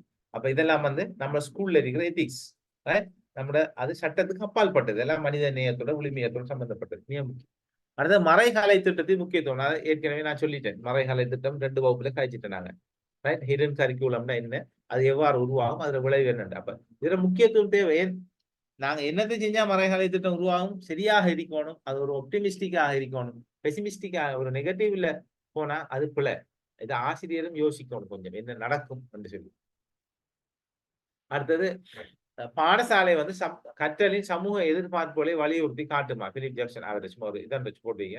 பாடசாலை வந்து கற்றல்ல சமூகம் என்னத்தை எதிர்பார்க்கிறது அப்படிங்கிறத காட்டும். மற்றவர் சொல்றாரு, வின்ஸ் சொல்றாரு வந்து மாணவர்கள் வெளி உலக நடப்பினை புரிந்து கொள்வது அவசியம். அது அவர கருத்துக்கள் வந்து இதோட சம்பந்தப்பட்ட விஷயங்களை ஒரு பாயிண்ட்ஸ்ல போட்டுட்டீங்கன்னா அது நமக்கு எல்லாருக்கும் தெரிஞ்ச விஷயம் தான், அடிப்படை விஷயம். அந்த பேராசிரியர் சொல்றாரு வந்து பாடசாலையாலும் ஆசிரியராலும் எதிர்பார்க்கத்தக்க வகையில் மாணவர்கள் விடயங்களை மறைகலை திட்டத்தினூடாக கற்பர். இதற்கும் ஆசிரியர்களை பொறுப்பாளர். உண்மைதானே? நாங்க தான் அந்த பிள்ளையை அந்த மறைகலை திட்டத்தினூடாக கற்கிறதுக்குரிய விஷயங்களை எல்லாம் நாங்க தான் என்ன செய்யறோம்? அந்த பிள்ளைக்கு வழங்குறோம். இப்ப நாம சரியாக வழங்கினால் ஒரு பிள்ளை ஒரு பிழையான முறையில பிழையாக விளங்கி ஒரு பிழையான கன்செப்டை வந்து உருவாக்குறதுக்கு எங்களோட ஆசிரியர்கள் செயற்பாடுகளும் நாங்க எப்படி அந்த பிள்ளைகளை வழிபடுத்துறோமோ அதுதான் காரணம். நாங்க பின்னுக்கு என்ன நடக்கும், இதால இந்த பிள்ளை என்னத்தை யோசிப்பான்னு நினைக்காமலே சில விஷயங்களை மாணவர்களோட நாங்க என்ன செய்வோம்? செஞ்சிடுவோம். ரைட், சில விஷயங்கள் சில வழிகாட்டுதல்கள் மாணவர்களுக்கு செய்வோம். அது என்ன செய்யும்? இந்த மறைகலை திட்டம்ங்கிற வகையில சில வேளைகளில் பாரதூரமான பிரச்சனைகளை என்ன செய்யலாம்? உருவாக்கலாம். அது மாணவர் பரிமாணம்ங்கிற விஷயத்துக்குள்ள வாரது. சரிதானே? அடுத்தது ஆசிரியர் பரிமாணம். ஆசிரியர் தொடர்பாக எண்ணக்கருவை சொல்றாரு. ரைட், பாடசாலை அதிபர் மற்றும் தலைமை எல்லாம் ஒன்றோட ஒன்று தொடர்பட்டு. அதான் நான் போட்டு காட்டுறேன். பாடநூல்கள் அல்லது ஏதோ புத்தகங்கள், இதில் ஆசிரியர் அதிகாரம் மதிப்பீடு. ரைட், இந்த மதிப்பீடுன்னு சொல்ற நேரம் ஆசிரியர் மதிப்பீடு தான் சொல்லப்படுது. மாணவர் மதிப்பீடு இல்லை, ஆசிரியர் மதிப்பீடு. சரிதானே? இந்த ஆசிரியர் எந்த அளவுக்கு பொருத்தப்பாடானவர், அவர் எந்த அளவுக்கு தனக்கு ஒப்படைக்கப்பட்ட கடமைகள் இப்படியான விஷயங்கள். ஆனா அதே நேரம் அந்த ஆசிரியருக்கு எந்த அளவு அதிகாரம் வழங்கப்பட்டிருக்கு. இப்ப ஒரு அத்தாரிட்டி ஒன்றை வழங்கினாத்தான் அவர்கிட்ட இந்த ஒரு ரெஸ்பான்சிபிலிட்டியை நீங்க எதிர்பார்க்கலாம். என்ன, ஒரு ஆசிரியர் அப்படிங்கிறவர் வந்து ஒரு லோ லெவல் மேனேஜர். மேனேஜரியல் கிரேடை வந்து top level, middle level, bottom level இல்லாட்டி லோ லெவல்னு சொல்லுவோம். ஒரு பாடசாலையை பொறுத்த வரைக்கும் அதிபருங்கிறவர் டாப் லெவல் மேனேஜர். அந்த டிபி அல்லது விபி அப்படிங்கிறாங்க அந்த ஸ்கூல்ல பொறுத்தால அந்த செக்ஷனல் ஹெட் அப்படிங்கிறார்கள் வந்து மிடில் லெவல் மேனேஜர். ஆசிரியர் வந்து லோ லெவல் மேனேஜர். அவர் மேனேஜர் தான், அதான் லோ லெவல் மேனேஜர். ரைட், அப்ப அவருக்கு அந்த மேனேஜருங்கிற அவருக்கு ஒரு அதிகாரம் வழங்கப்பட்டிருக்கும். அவர்கிட்ட எந்த அதிகாரமும் வழங்காம நீ தொடர்ந்து வேலையை மட்டும்தான் செய்யணும் பிரின்சிபல் எதிர்பார்த்தா அவர்கிட்ட பொறுப்பு கூறலும் வகை கூறலும் என்ன வராது. பொறுப்பு கூறலுங்கிறது ரெஸ்பான்சிபிலிட்டி, வகை கூறலுங்கிறது அக்கௌண்டபிலிட்டி. ரைட், ரெண்டுக்கும் வித்தியாசம். ரெஸ்பான்சிபிலிட்டிக்கும் அக்கௌண்டபிலிட்டிக்கும் வித்தியாசம். சரிதானே? அது ரெண்டும் என்ன செய்யாது, வர மாட்டாது. என்ன வித்தியாசம் சொல்லுங்க பாப்போம். ரெஸ்பான்சிபிலிட்டி பொறுப்பு கூறல், அக்கௌண்டபிலிட்டி வகை கூறல், என்ன வித்தியாசம்? ரைட், ஒரு 5 minutes பிரேக் எடுப்போம். சரிதானே? இதை கொஞ்சம் தேடுங்க. இதெல்லாம் நமக்கு தெரிஞ்சிருக்க வேண்டிய விஷயங்கள். இதெல்லாம் எங்கேயோ ஒரு இடத்த நமக்கு நம்ம தொழிலுக்கும் நம்ம படிப்புக்கும் தேவை. சார் திரும்ப ஒருக்கா சொல்றீங்களா? பொறுப்பு கூறல், வகை கூறல். சரிதானே? ரைட், நாங்க ஒருத்தருக்கு நாங்க 3 மேனேஜர்ஸ் சொன்னேன் தானே. எந்த ஒரு நிறுவனத்தை எடுத்தாலும் அந்த மேனேஜரியல் லெவலில் தானே படை முகாமைத்துவ அந்த படை அமைப்புல பிரின்சிபல்ங்கிறவர் டாப் லெவல் மேனேஜர். ஸ்கூல் எடுத்தா சரிதானே? ஸ்கூலையும் ஜோனல் ஆபீஸையும் சேர்த்து எடுத்தா ஜோனல் டைரக்டர் தான் top level manager. Principal middle level manager ஆயிடுவாரு. நம்ம ஸ்கூலை மட்டும் எடுப்போமே. பிரின்சிபல்ங்கிறவர் வந்து டாப் லெவல் மேனேஜர். டிபி அந்த விபி செக்ஷனல் ஹெட்ஸ் சொல்றோமே, அவங்க எல்லாம் மிடில் லெவல் மேனேஜர்ஸ். டீச்சர் இருக்காரு, கிளாஸ் டீச்சர், ஒரு கிளாஸுக்கு ஒரு டீச்சர் இருப்பாரு. அவர் வந்து லோ லெவல் மேனேஜர் அல்லது பாட்டம் லெவல் மேனேஜர்னு சொல்லுவோம். இப்ப ஒருவர்கிட்ட நாங்க ஒரு பொறுப்பை ஒப்படைக்கும். அதிபர் டிபி கிட்ட விபி கிட்ட கொடுத்து விபி கூட அல்லது செக்ஷன்ல கூட ஒரு ஆசிரியர்கிட்ட ஒரு பொறுப்பு ஒப்படைக்கப்படுது. அந்த பொறுப்பு அவர் மிக சிறப்பாக செய்தாரா இல்லையான்னு பாக்குறதுக்கு கட்டாயம் அவருக்கு என்ன செய்யணும், அந்த பொறுப்பு தொடர்பான அதிகாரத்தை ஒத்தாரிட்டியை என்ன செய்யணும், நாங்க வழங்கணும். அந்த பொறுப்பு தொடர்பான ஒத்தாரிட்டியை நாங்க அவருக்கு என்ன செய்யணும், வழங்கணும். அவருக்கு அந்த அதிகாரத்தை வழங்காம அவற்றிலிருந்து விடைய மட்டும், அதாவது விளைவை மட்டும் நாங்க எதிர்பார்த்து, அதாவது நீங்க நாங்க உங்களுக்கு எந்த ஒத்தாரிட்டியும் இல்லை, நான் செய்யற அளவை நீங்க அப்படியோ என்ன செய்யணும், எந்த கேள்வியும் கேட்காம அதை அப்படியோ மாணவர்கள்ட்ட கொண்டு போய் சேர்த்து செஞ்சு எனக்கு விட சொல்லணும்டா, அது சரியான முகாமைத்துவம் இல்லை. அது சரியான விளைவை தராது. ஒரு ஆசிரியர் இருந்து ஆசிரியர் யாரா இருந்தாலும் நாங்க ஒருவர்கிட்ட பொறுப்பு கொடுக்குற நேரம் அவர்கிட்ட ஒரு அதிகாரத்தை சேர்த்து, அந்த பொறுப்புக்குரிய அதிகாரத்தை சேர்த்து தான் கொடுக்கணும். யாரா இருந்தாலும், அவர் டொப்போ லெவலோ இதோ மிடிலோ எங்க இருந்தாலும் சரி, பொட்டமோ எங்க இருந்தாலும் சரி. இப்ப இப்படி நீங்க கொடுக்குற நேரம் அவர்கிட்ட இருந்து நீங்க எதிர்பார்க்கப்படுறது ஒன்று பொறுப்பு கூறுதல், மற்றது வகை கூறுதல். பொறுப்பு கூறல் சொல்றது ரெஸ்பான்சிபிலிட்டி, வகை கூறல் சொல்றது அக்கௌண்டபிலிட்டி. இங்கிலீஷ்ல நாங்க சொல்றோம் அக்கௌண்டபிலிட்டி. பொறுப்பு கூறல் என்னது, ரெஸ்பான்சிபிலிட்டி. இது ரெண்டுக்கும் இடையில வித்தியாசம். ஒரு உதாரணத்தோட சொன்னாலும் பரவாயில்ல, உங்களுக்கு உங்களோட அனுபவம் கட்டாயம் நம்ம தொழிலுக்கு தெரிஞ்சிருக்கணுமே. இது ரெண்டுக்கும் இடையில இருக்கிற என்ன வகையான வித்தியாசம் எப்படி அப்படிங்கிறத ஒரு 5 minutes உங்களுக்குள்ள கொஞ்சம் யோசிங்க. அதை நினைச்சீங்க, நான் ஒரு 5 minutes வாரம். ரைட், நீங்கள் கதைக்கணும். எல்லாரும் இன்றைக்கு வந்தார்கள். கணேஷ் சார், வேற யார் வந்தது, என்ன போன கிளாஸ் வராதாக்கெல்லாம் இன்னைக்கு வந்திருக்கிறீங்க. கட்டாயம் கதைக்கணும். ஒரு 5 minutes இந்த கேள்விக்கு நான் சொல்றாள் விட சொல்லணும். அக்கௌண்டபிலிட்டி என்ன, அதாவது வகை கூறல், ரெஸ்பான்சிபிலிட்டி என்ன, பொறுப்பு கூறல். உதாரணத்தோட சொன்னா சரி, லேசா வழங்கும். ஒரு உதாரணத்தோட நாம சொன்னோம்னா சரி. Right, okay.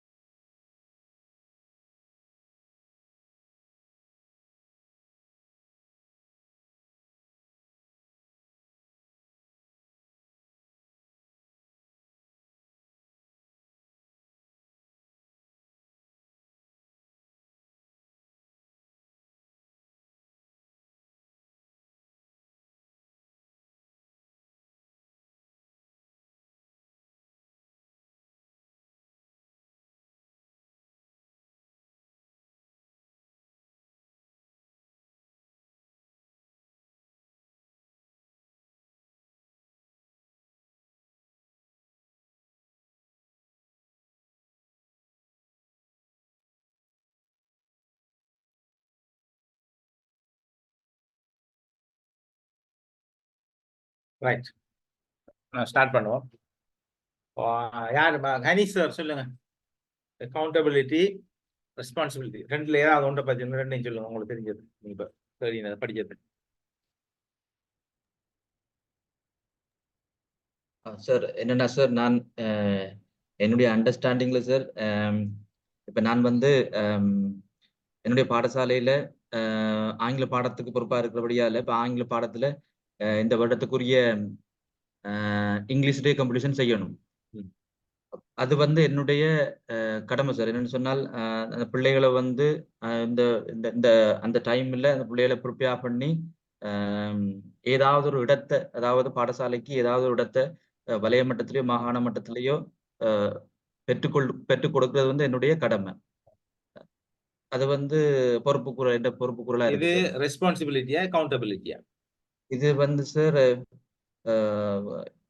ரெஸ்பான்சிபிலிட்டின்னா பொறுப்பு கூறுதல், அக்கௌண்டபிலிட்டின்னா வகை கூறுதல். தமிழ்ல வகை கூறுதலுக்கு சார் முதலாவது சார் பொறுப்பு கூறலா நினைக்கிறேன் சார். நான் எனக்கு ஐ அம் நாட் சார். சரி, ஓகே பாப்போம், நம்ம கடைசியா டிஸ்கஸ் எல்லாம் சொல்லுவோம். Okay sir, thank you sir. Thank you. அடுத்த ஆள் சொல்லுங்க, யார் உங்க ஐடியா என்னன்னு சொல்லுங்க, யாராவது சொல்லுங்க. சரி, இப்ப சார் பிரின்சிபல் பொறுப்பு கூற வேண்டியவரா இருப்பாரு ஒரு ஸ்கூல்ல எதுவும்டா. அவர் இப்ப டிப்யூட்டி பிரின்சிபல் செக்ஷன் ஹெட்ட பிரிச்சு கொடுத்திருப்பாரு ஏதாவது வேலைகள், அவங்க அதுக்கு வகை கூறுவாங்க. அப்படிதான் சார் நான் நினைக்கிறேன். வகை கூற வேண்டியவங்க வகை கூற பிரின்சிபல் யாருக்கு பொறுப்பு கூறுறப்ப அவர என்ன வித்தியாசம்? பொறுப்பு ஜோனல் ஆபீஸுக்கு பொறுப்பு கூற வேண்டியவர் பிரின்சிபல், அத வகை கூற வேண்டியவர்கள் வந்து பிரின்சிபல் பிரிச்சு கொடுத்தார்கள். டிப்யூட்டி பிரின்சிபல் செக்ஷன் ஹெட் அப்படியான அவங்க வகை கூற வேண்டியது பிரின்சிபலுக்கு, பிரின்சிபல் பொறுப்பு கூற வேண்டியது டிரெக்டருக்கு, அந்த டிப்யூட்டி இவங்களுக்கு ஜோனல் டிரெக்டர். சரி பாப்பா, நான் அப்புறம் சொன்ன நேரம் இப்ப நீங்க ஓராக்கள் சொல்ற விட நான் உதாரணத்தோட நான் வழங்கப்படுத்தினேன், உங்களுக்கு வழங்க நாம சொன்னது சரியா பிள்ளையான்னு சொல்லி அடுத்த ஆள் சொல்லுங்க, இன்னொரு ஆள் சொல்லுங்க பாப்போம். கருத்துக்களை கேட்கணும், கதைக்கணும். கிளாஸ் என்ன ஆன்லைன் கிளாஸ் வேலை இல்லை, பிசிக்கல் கிளாஸ்னா இன்னும் நல்லா இருக்கு. ஓகே, யாரு? ஹினா எங்க, ஷிஃபா எங்க, ஷிஃப்னா எங்க? 3 பேரும் சொல்லல.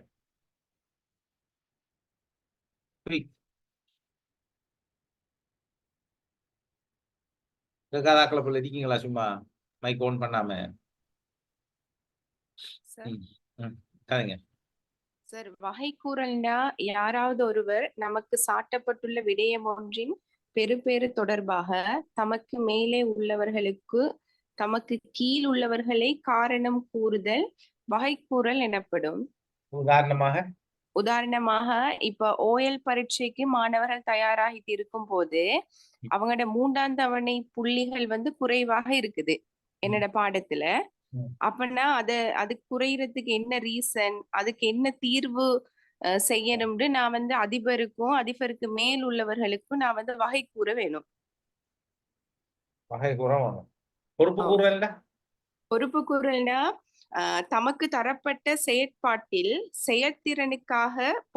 செயற்திறனை காட்டுதல் வந்து என்னுடைய பொறுப்பாக இருக்கும். அந்த பொறுப்பு நான் செய்யாவிடின் அதற்கான வியாக்கியானம் வழங்குறது வந்து பொறுப்பு கூறலாக இருக்கும். இப்ப உதாரணமா எனக்கு பாடசாலையில காலை கூட்டத்தை ஒழுங்கு செய்யற பொறுப்பு எனக்கு பாடசாலையில தந்திருக்கு. அந்த அந்த காலை கூட்டத்தை நான் ஒழுங்கா ஒரு நாள் ஒழுங்கு செய்ய இல்லை அப்படின்னா நான் ஏன் அதை ஒழுங்கு செய்யலைன்னு அதுக்கு நான் பொறுப்பு கூற வேண்டும். அடுத்தா இங்க ஷிஃபா, ஷிஃப்னா 2 பேர்ல ஒரு ஆள் சொல்லுங்க.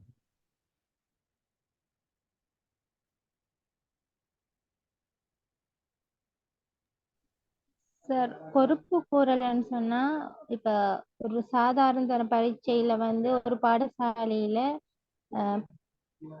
சித்தி மட்டம் குறைவாக இருந்தால் அதுக்கு அந்த அதிபர், பாடசாலை ஆசிரியர்கள், பாட ஆசிரியர்கள், டிப்யூட்டி பிரின்சிபல் அவங்களெல்லாம் வந்து மேல் மட்டத்துக்கு பொறுப்பு கூற வேண்டும். அவங்க வலைய இதுக்கு அது சொல்றது பொறுப்பு கூறல். ரைட், அடுத்தா பொறுப்பு கூறல். ஷிஃபா, ஷிஃப்னா 2 பேர்ல ஒரு ஆள் சொல்லுங்க. சார் வகைகுறல் அக்கௌண்டபிலிட்டி அது ஒத்தரம் சார், வகைக்கூறல்னு சொன்னா சரியா தெரியும் சார். அடுத்தா சொல்லுங்க ஷிஃபா, ஒரு ஆள் தான் சொல்லி அதெல்லாம் சொல்லிட்டாங்க நினைக்கிறேன். சரி, இப்ப பொறுப்பு கூறல்ன்றது அந்த உயர்மட்ட அதிகாரிகள்ட்ட எங்களுக்கு ஒப்படைக்கப்பட்ட பொறுப்புக்களை நாங்க எந்த அளவுக்கு சரியா செஞ்சிருக்கிறோமோன்றத கூறுற சந்தர்ப்பங்கள் தான் பொறுப்பு கூறல். இப்ப உதாரணமா ஒரு டிப்யூட்டி பிரின்சிபலுக்கு பிரின்சிபல் ஏதாவது ஒரு விடயத்தை செய்ய செல்ற நேரம் அது அவங்களுக்கு கூறக்கூடிய அந்த அமைப்புக்கு பொறுப்பு கூறல். வகை கூறல்ன்றது சார் அதுக்கு சரியா எனக்கு சொல்லிக்கொள்ள தெரியும் சார். நமக்கு விளங்குது எல்லாருக்கும். எக்ஸாக்டா சரியா எது அந்த மார்ஜின் எது ரெண்டுக்கு இடையில இருக்கிற வித்தியாசம் எதுங்கிறது சில ஒன்று ரெண்டு சரியாகவும் சொல்லி இருக்கிறீங்க இதுக்குள்ள. சரி, நான் பாப்பேன். நான் ஒரு எக்ஸாம்பிள் எடுத்து ரெஸ்பான்சிபிலிட்டி அக்கௌண்டபிலிட்டி இதுல என்னன்னு சொல்லி சொன்னா, ரெஸ்பான்சிபிலிட்டிங்கிறது நீங்க இப்ப சொன்ன மாதிரி ஓ லெவலுக்கு படிப்பிக்கிற விஷயத்தை எடுப்போமே. ஒரு ஆசிரியர் இருக்கார், அவர் இங்கிலீஷ் டீச்சர்னு வச்சுக்கொள்ளுங்க, அல்ல சயின்ஸ் டீச்சர் அல்ல மேத்ஸ் ஏதோ ஒரு தமிழ் டீச்சர்னு வைங்க. அவருக்கு ஒரு சப்ஜெக்ட் ஒரு பிள்ளைகள் ஒதுக்கப்பட்டிருக்குது. அவர்கிட்ட ஒரு 50 பிள்ளைகளை கொடுத்துருக்கோம். கொடுத்து என்ன செய்யறோம், நீங்க இந்த 50 பேருக்கு தமிழ் படிப்பிக்கணும், தமிழ்ல பெஸ்ட் ரிசல்ட்ஸ் எடுக்க வைக்கணும், எல்லாமே இருக்கணும், டிவி இருக்கணும், ஆசிரியர் படிப்பிக்கிறார். ஆனா ரிசல்ட்ஸை பார்க்குற நேரம் 5 பிள்ளைகள் தமிழ்ல ஃபெயில் ஆயிட்டாங்க, வீக் எஸ் எடுத்துட்டாங்க. ஆனா அதே நேரம் 5-10 பிள்ளைகள் ஏயும் எடுத்திருக்கிறாங்க, எல்லாமே இருக்கு 5 பிள்ளைகள். இப்ப இந்த பிரின்சிபல் என்ன செய்வாரு, நான் உதாரணத்தோட சொல்றேன், அப்ப உங்களுக்கு வழங்கும் வித்தியாசம். பிரின்சிபல் என்ன செய்யறாரு, கூப்பிட்டு கேட்காரு அந்த ஆசிரியர்கிட்ட, நீங்க படிப்பிச்ச 30 பிள்ளைகளுக்கு 50 பிள்ளைகளுக்கு கொண்டா தான் படிப்பிச்ச, 5 பிள்ளைகள் டபிள்யூ எடுத்திருக்குன்னு சொன்னா ஆசிரியர் ஏதோ ஒரு காரணத்தை சொல்றாரு.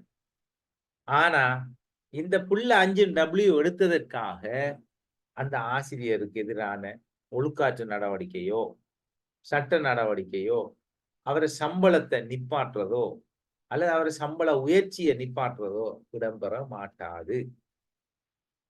சரிதானே? இதுதான் பொறுப்பு கூறல், ரெஸ்பான்சிபிலிட்டி. அது அவர் செய்யத்தான் வேணும் கட்டாயம். ஆனா அவர் அதை செய்யலண்டா அவர் பாரதூரமான முறையில அதுக்கு அவர் பதில் அளிக்க வேண்டிய தேவையில்லை, குற்றம் பிடிக்கப்பட மாட்டார்.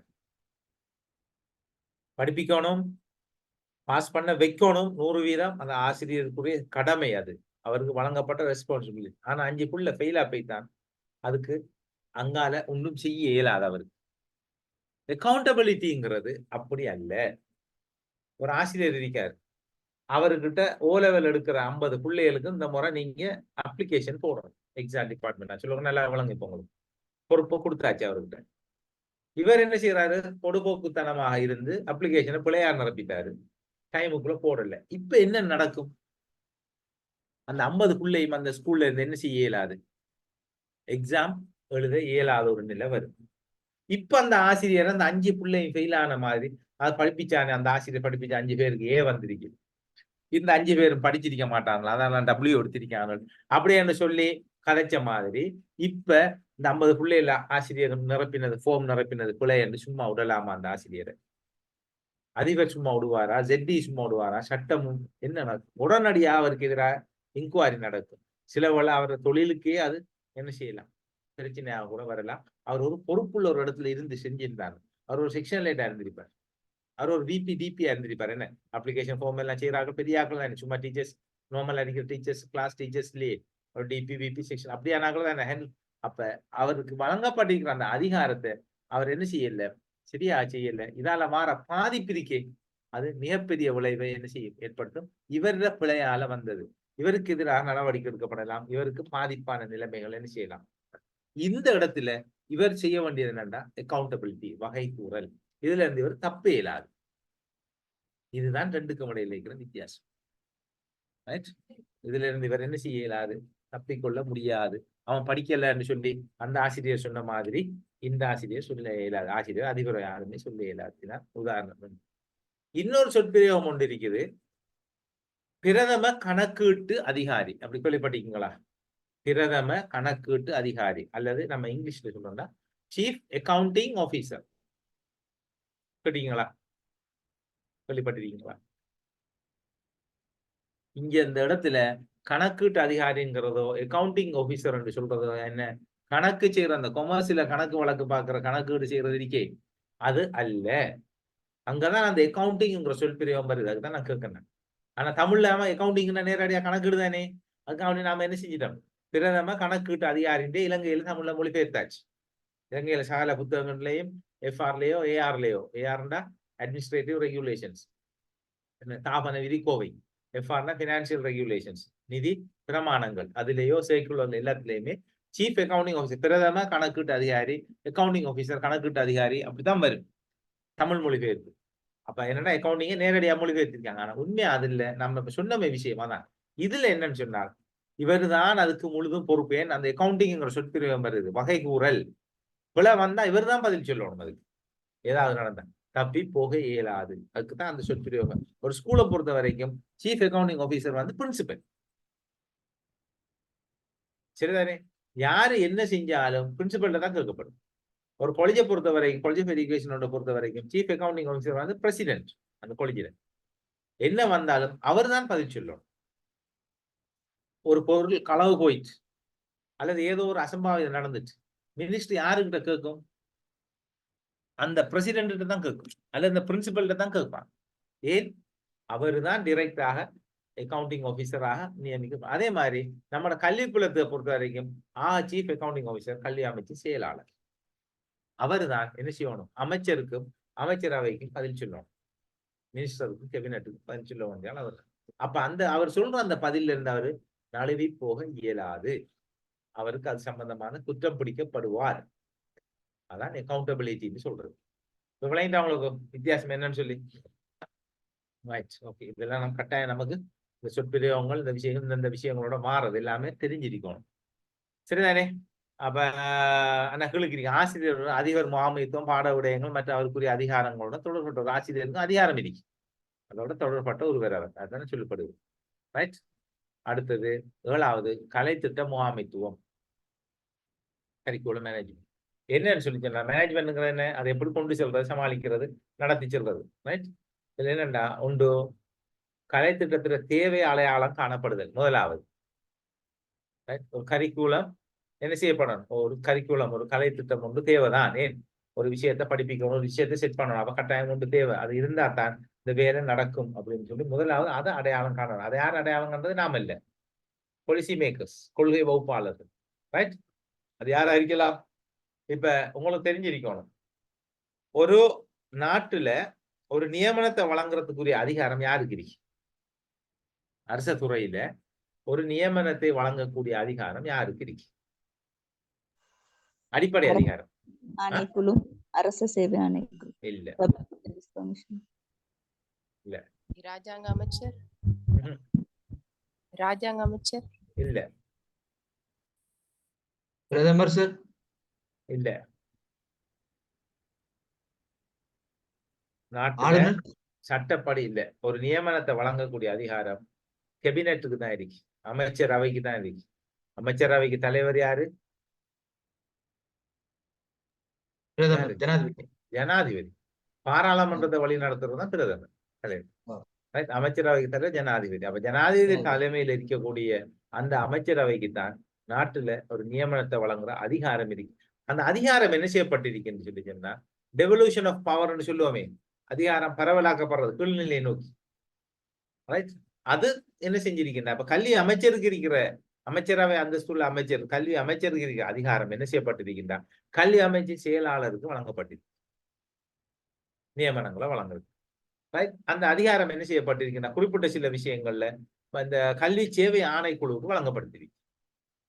Education service commission, public service commission, sorry, கல்வி சேவை ஆணைக்குழு, கல்வி சேவை கமிட்டி, இஎஸ்சி, எஜுகேஷன் சர்வீஸ் கமிட்டின்னு தான் சொல்லுவோம். அது கமிஷன் இல்லை, பப்ளிக் சர்வீஸ் கமிஷன் இருக்குல்ல, பொது சேவை ஆணைக்குழு கீழே காணப்படக்கூடிய ஒரு கமிட்டி வந்து எஜுகேஷன் சர்வீஸ் கமிட்டி, கல்வி சேவை கமிட்டி. அது ஆணைக்குழுன்னு சொல்லி கமிஷன் இல்லை, கமிஷனுக்கு கீழே இருக்கிற சப். அதுக்கு என்ன செய்யப்பட்டிருக்குது, இந்த பவர் வந்து வழங்கப்பட்டிருக்கு. அவங்க என்ன செய்வாங்கண்டா, தேவையான அவங்களுக்கு அந்த ஸ்கோப் எல்லைக்குள்ள இருக்கிற அந்த நியமனங்கள் விஷயங்களை வழங்குவாங்க. அடிப்படையில் அதிகாரம் யாருக்கு இருக்கின்ற, அமைச்சரவைக்கு தான் இருக்கு நாட்டுல நியமனம் செய்யறது. தெரிஞ்சுக்கணும். அடுத்தது என்ன, கலை திட்டத்தை மட்டும் தேவை என்பதால் அடையாளம் கட்டுட்டாங்க யாரே பெரியாக்கள். அமைச்சரவையிலேயோ அல்லது இந்த அவங்களுக்கு வழங்கப்பட்ட அதிகாரத்தை கொண்டு கல்வி சேவை ஆணைக்குழுவோ, இந்த கல்வி சேவை அந்த கொமிட்டியோ, பொதுச் சேவை ஆணைக்குழுவோ அல்லது கல்வி அமைச்சோ, தேசிய கல்வி இதுக்கு ஒரு ஆணை ஒன்று வழங்கப்பட்டிருக்கின்றன. அவங்க அடுத்தது கலை திட்டத்தை அடையாளம் காணும். முதலாவது தேவைங்கிறது விளங்கும். இரண்டாவதாக அடையாளம் காணணும். எது என்ன வகையான கலை திட்டங்கிறது தெரியும். என்ன தெரியும் என்ன வகையான இப்ப அந்த மாணவர்களுக்கு ஏற்ற மாதிரி, தேவைக்கு காலத்துக்கு ஏற்ற மாதிரி, நாட்டுக்கு ஏற்ற மாதிரி, அல்லது இப்ப தொழில்நுட்பத்துக்கு ஏற்ற மாதிரி எவ்வகையான கலை திட்டம். அடுத்தது கலை திட்ட உருவாக்கம். அதுக்கப்புறம் நம்ம கலை திட்டத்தை உருவாக்கப்படும். உருவாக்கினதுக்கு அப்புறம் என்ன செய்வோம்? கலை திட்ட முன்னோடி பரிசோதனை.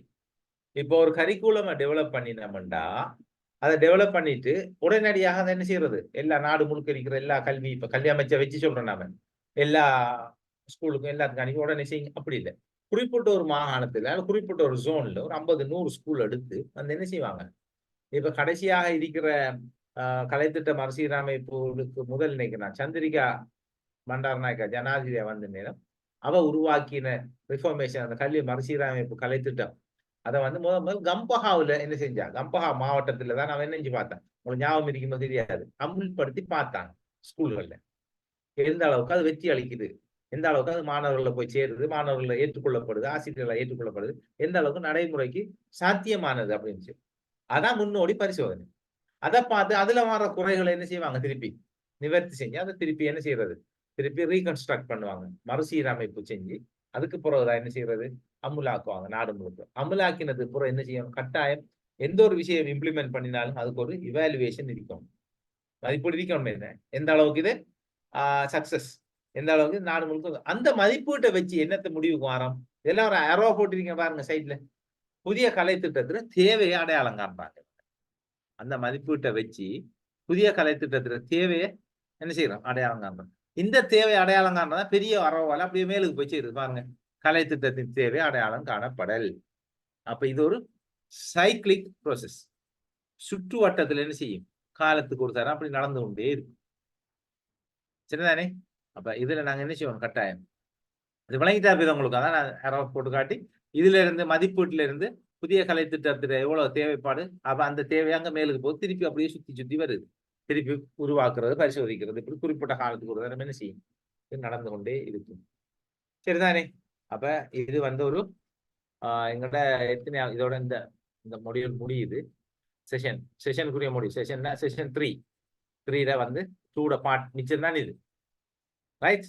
இதை நான் உங்களுக்கும் அனுப்பி வைப்பேன் நான். சரிதானே? இப்ப நாங்க என்ன செய்வோம்? அடுத்ததுக்கு போவோம். டைம் தான் இன்னும் கொஞ்சம் கொஞ்சம் பார்ப்போம்.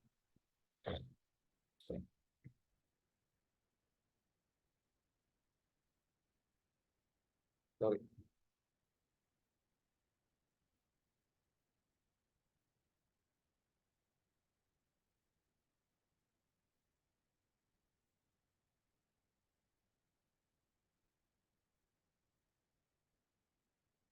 இப்ப என்னன்னா நாங்க ஏற்கனவே செஷன் 4 இந்த செஷன் 4க்கு வந்துட்டோம். நாங்க ஏற்கனவே கலைத்திட்டத்துக்கு சில வரைவிலக்கணங்கள் நாங்க பார்த்திருக்கிறோம். ரைட்? இந்த வரைவிலக்கணங்கள் எதுவுமே நிரந்தரமானது அல்ல. அதே நேரம் எதுவுமே பிழையும் அல்ல. எதுவுமே இது மட்டும்தான் சரியும் மட்டும் அல்ல. இப்ப எல்லாத்தையும் விளங்கினா நீங்களும் கலைத்திட்டத்துக்கு இப்ப வரைவிலக்கணம் சொல்லாம இல்லையா? நம்ம ஒரு நேரம் கலைச்ச விஷயத்தை வச்சு கலைத்திட்டத்துக்கு வரைவிலக்கணம் ஒரு 100 சொல்லுல எழுதுங்கன்னு சொல்லி சொன்னா நீங்க எழுதக்கூடியதா இருக்கும். எல்லாத்தையும் சேர்த்து ஞாபகம் வச்சு இந்த எழுதணும் இல்லை. எங்க நோட்ஸை வச்சு நாங்க எதை தெரிஞ்செடுத்து எப்படியான வசனம் இப்படியான விஷயங்களை எதை மட்டும் முற்படுத்தணும், எதை சொல்லணும்னு சொல்லி நான் செய்யணும், செய்யக்கூடியதாக எங்களுக்கு இருக்கும். அப்ப அதுக்குதான் என்ன செஞ்சீங்கன்னா திருப்பி நாங்க என்ன இந்த வரைவிலக்கணங்களை சிலதை எடுத்து ரைட் ஒரு நாளைக்கு ஒரு 5-6 வரைவிலக்கணம் எடுத்திருக்கேன். எடுத்து அதுக்கு என்ன விளக்கம், அந்த வரைவிலக்கணத்துல இருந்து வர விளக்கம் என்னன்னு அதையும் என்ன செஞ்சிடும், அதையும் கொஞ்சம் பார்ப்போம். சரிதானே? ரைட்? அப்ப முதலாவது டேனர் 1980 அவர் சொல்றாரு என்னண்டா, கலை திட்டத்தை திட்டமிடப்பட்ட மற்றும் வழிகாட்டப்பட்ட கற்றல் அனுபவங்களின் தொகுப்பாகும் என்று குறிப்பிடுறார். சரிதானே? இது திட்டமிடப்பட்ட வழிகாட்டப்பட்ட கற்றல் அனுபவங்களின் தொகுப்பு. இது கல்வி நிறுவனங்களின் வழிகாட்டுதலின் கீழ் அறிவு மற்றும் அனுபவங்களை முறையாக மறுகட்டமைப்பதன் மூலம் குறிப்பிட்ட விளைவுகளை அடைவதை நோக்கமாக கொண்டதாகும். இது விளங்குதானே? கல்வி நிறுவனங்களை வழிகாட்டல் என்னது அது வந்து பாடசாலையா இருக்கலாம், வலய கல்வி பணிப்பனா இருக்கலாம், மாகாண கல்வி ஏதோ கல்வி அமைச்சு ஏதாவது இருக்கலாம், ஒன்றுக்குள்ள ஒன்று என்ன செய்யுது வழிகாட்டுது. அப்ப அறிவையும் அனுபவத்தையும் முறையாம ரீகன்ஸ்ட்ரக்ட் பண்றாங்க, மறுகட்டமைப்பு செய்யறாரு. அதான் முக்கியம். ஏன் கலை திட்டம்ங்கிறது காலத்துக்கு காலம் தானாக என்ன செய்யும், மாறிக்கொண்டே போகும், காலத்தின் சமூகத்தின் தேவையப்படும். அப்ப மாணவர்களின் தனிப்பட்ட மற்றும் சமூக திறன்கள் தொடர்ச்சியான மற்றும் நோக்கத்துடன் கூடிய வளர்ச்சி, தொடர்ச்சியான ஒரு வளர்ச்சி இருக்கணும். தனிப்பட்ட திறன், சமூக திறன். ஏன் சமூகத்திறன் சொல்றேன்னா, சமூகம்ங்கிறது என்ன, காலத்துக்கு காலம் என்ன செஞ்சு கொண்டிருக்குது, மாறிக்கொண்டே போகுது. ரைட், விவசாய சமூகமா இருந்தது, வியாபார சமூகமா இருந்தது, இப்ப தொழில்நுட்பம் சார்ந்த சமூகமா, விஞ்ஞான ரீதியான சமூகம், இப்படி மாறி மாறி என்ன செஞ்சு கொண்டு போகுது, சமூகம் என்ன மாறிக்கொண்டே போகுது. அப்ப இதை வந்து இது கலை திட்டம். ஓகே, அப்ப இது ஒரு நல்ல ஒரு வரைவிலக்கணம் கலை திட்டத்தை பத்தி. என்ன இத விளக்கம் இப்ப நமக்கு லேசா அவரை வசனங்கள் விளங்கண்டா என்னன்னு சொல்லுது பாருங்க. இந்த வரைவிலக்கணமானது கலை திட்டம் என்பது குறிப்பிட்ட விளைவுகளை அடைய கல்வி நிறுவனங்கள் வழிநடத்த திட்டமிட்ட மற்றும் வழிகாட்டப்பட்ட அனுபவங்களின் தொகுப்பு. அதைத்தான் சொல்றாரு ஸ்பெஷலா. என்னது கலை திட்டம்ங்கிறது அனுபவத்துல ஒரு தொகுப்பு. ஏன் அதான் அந்த சுற்றி ஒரு சைக்கிளிக் ப்ரோசஸ்ல நடக்குதுன்னு. அப்ப புதுசா ஒரு கலைத்திட்டம் தேவை, புதுசா ஒரு கலைத்திட்டம் உருவாக்கணும்னா பழைய கலைத்திட்டத்துல இருந்து நாங்க பெற்ற அனுபவங்களை வச்சுத்தானே, அந்த மதிப்பீட்டுல இருந்து நாங்க பெற்ற அனுபவங்களை வச்சுதான் புதுசா உருவாக்கும். சரிதானே? அப்ப கற்பவர் ஆக்கல படிக்கிற ஆக்கள்லையும் தனிப்பட்ட மற்றும் சமூக திறன்களை வளர்ப்பதன் முக்கியத்துவத்தை இது காட்டுது.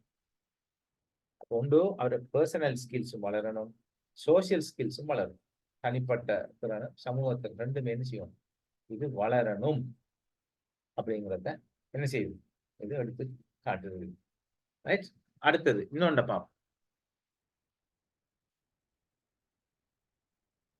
ரைட், ஷூபர்ட் சொல்றாரு என்னன்னு சொல்லி சொன்னால், பாடத்திட்டத்தை ஒரு பாடத்தின் உள்ளடக்கங்கள் அடையப்பெற வேண்டிய எண்ணக்கருக்கள் மற்றும் பணிகள் கலாச்சார விழுமியங்களால் வடிவமைக்கப்பட்டு சமூகத்தை மாற்றுவதற்கான திட்டமிட்ட செயற்பாடுகள், விரும்பிய கற்றல் பொருள்கள் மற்றும் அனுபவங்கள் ஆகியவற்றை உள்ளடக்கியதே கலை திட்டமாகும்.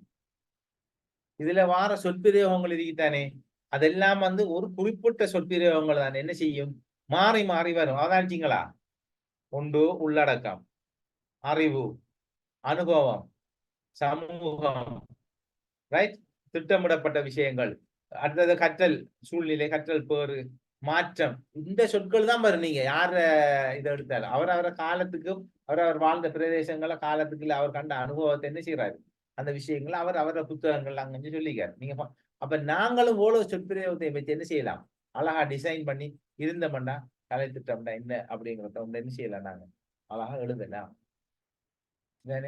அடுத்தது இந்த வரைவிலக்கணத்தின் படி, இவர் ஷூபர்ட் வரைவிலக்கணத்தின் படி கலை திட்டம் என்பது உள்ளடக்கங்களின் தொகுப்பு மட்டுமில்ல, திட்டமிட்ட செயற்பாடுகள். இவர் சொல்றது ரைட், அவர் அங்க என்ன சொல்றாரு, மேலுக்கு அனுபவங்கள்ல தொகுப்புங்கிறது சொல்றாரு. இவர் சொல்றாரு என்ன, திட்டமிட்ட செயற்பாடுகள், கற்றல் போர்கள் மற்றும் பரந்த சமூக இலக்கங்களை அடைய வடிவமைக்கப்பட்ட அனுபவங்களை உள்ளடக்கியது, அதையும் சேர்த்துக்கிறாரு.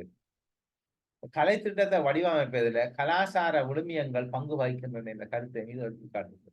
இப்ப நாங்க என்ன செய்யணும்னா, எங்களோட நெக்ஸ்ட் கிளாஸ்ல உங்களுக்கு ஒரு வேலை ஒன்று தரப்போம். என்ன, கலை திட்டத்துக்கு நீங்க ஒரு வரைவிலக்கணம் சொல்ல போறீங்க. சரிதானே?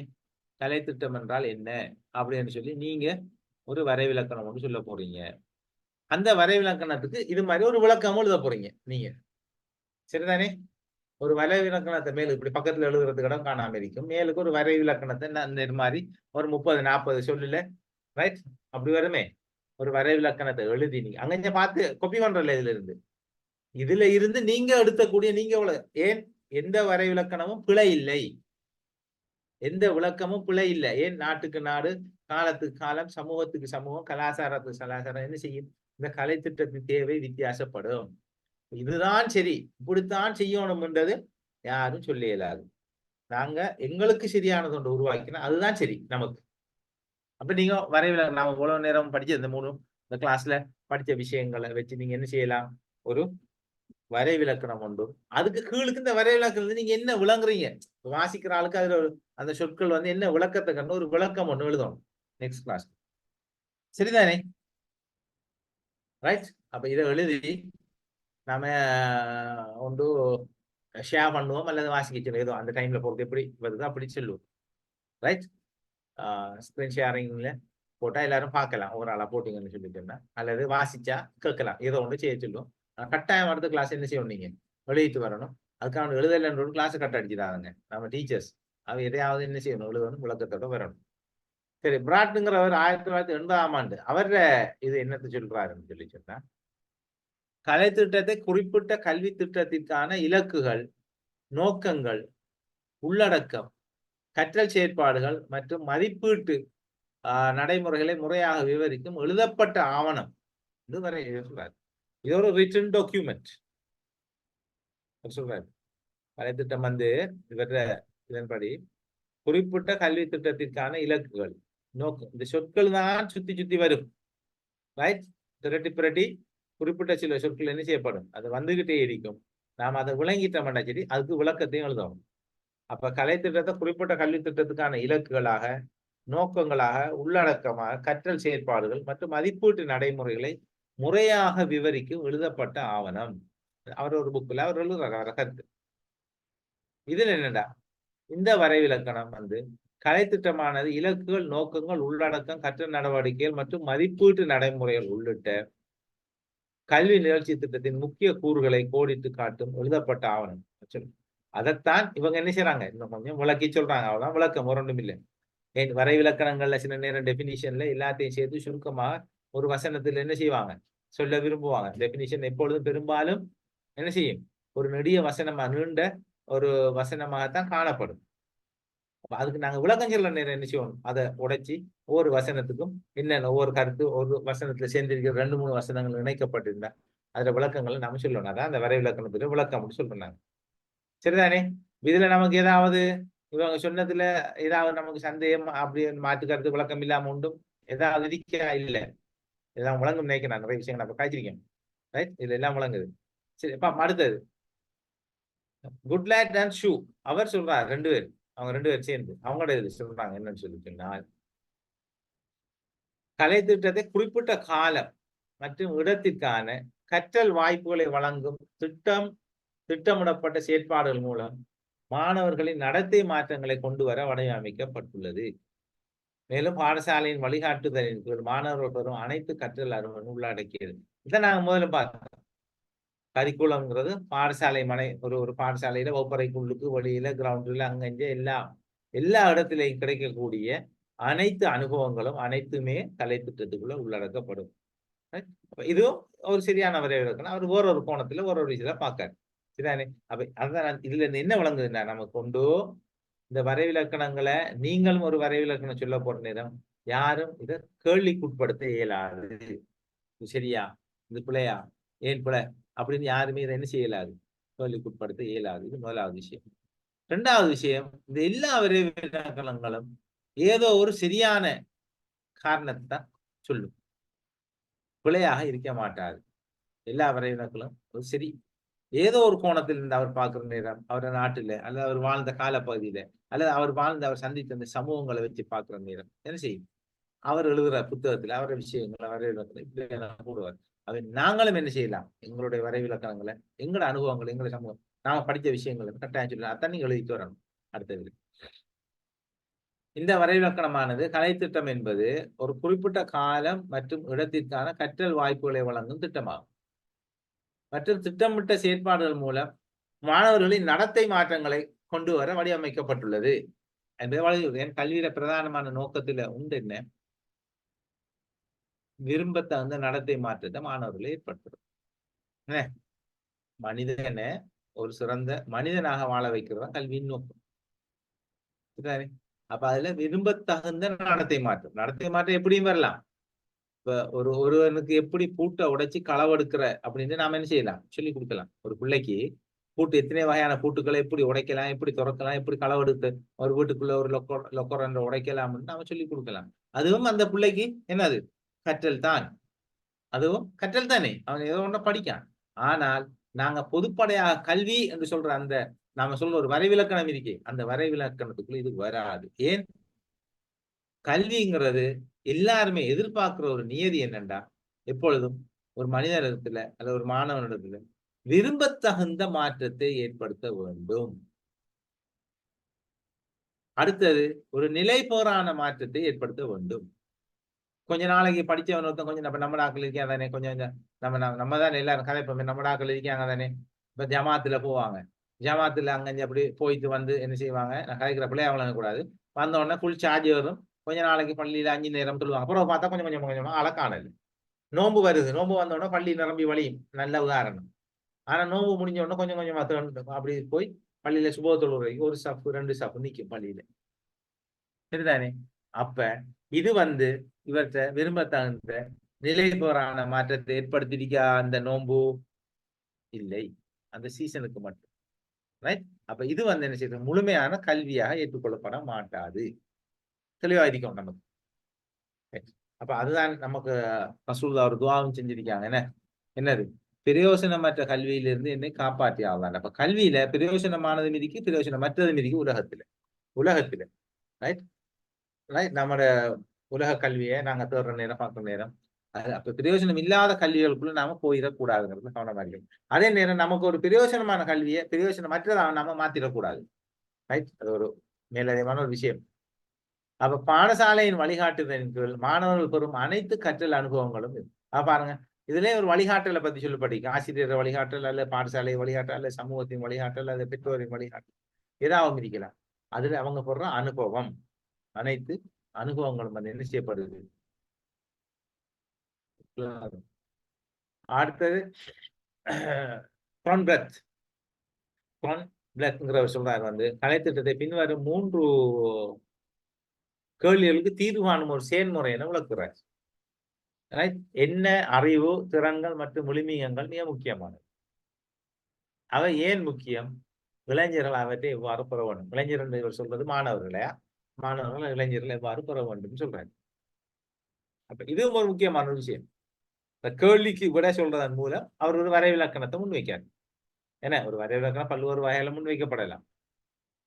கோட்பாடுகளின் அடிப்படையில் முன்வைக்கப்படலாம், உதாரணங்களின் அடிப்படையில முன்வைக்கப்படலாம், காரண காரியங்களின் அடிப்படையில முன்வைக்கப்படலாம். இவ்வாறு வினாவிடையின் அடிப்படையில் இப்படியோ ஒரு இதுல ஒரு வரைவிலக்கணம், ஒரு டெபினிஷன் என்ன செய்யப்படும், முன்வைக்கப்படும். அப்ப இவர் என்ன ஒரு வினா அடிப்படையில இதை வைக்காரு. என்ன அறிவு, திறன்கள், அதாவது என்ன திறன் மற்றும் என்ன விழுமியங்கள் முக்கியமானவை, அதாவது இந்த சமூகத்திற்கு, இந்த மாணவருக்கு, இந்த நாட்டுக்கு என்ன விஷயங்கள் முக்கியமானவை. அடுத்த கேள்வி, அப்ப இதுக்கு ஒரு விட கண்டுபிடிக்கணும். அடுத்த கேள்வி, இவை ஏன் முக்கியம்? ஏன் இந்த விழுமியங்கள், திறன்கள் முக்கியம்? தொழில்நுட்ப வேகமாக வளர்ச்சி அடையக்கூடியதில்லை நாங்களும் தாக்குப்பிடிச்சு இந்த மாணவர்கள் என்ன செய்வோம், வீடு கொடுத்து வாழணும். அப்ப அது ஒரு காரணம். அதே நேரம் நல்ல மனித பண்புகள் அருகி கொண்டு வர நேரம் நல்ல மனித பண்புகளை என்ன செய்யணும், பேணக்கூடிய மனிதர்களாக வாழவும். சமய கலாச்சார விழுமியங்கள், அது எந்த சமயம் எந்த கலாச்சாரமாக இருந்தாலும் பிரச்சனை இல்லை.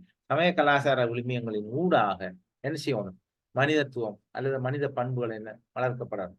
இது முக்கியம். அப்ப இதன் அடிப்படையில் அந்த கலைத்திட்டம் என்ன செய்யப்படணும், டிஃபைன் பண்ணப்பட வேண்டும்.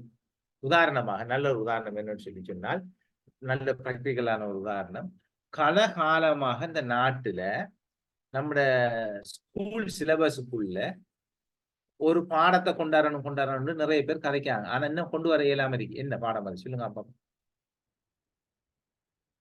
என்ன பாப்போம், நீங்க டீச்சர் மாதிரி தானே, சொல்லுங்க. பாலியல் கல்வி பாடம். Very good.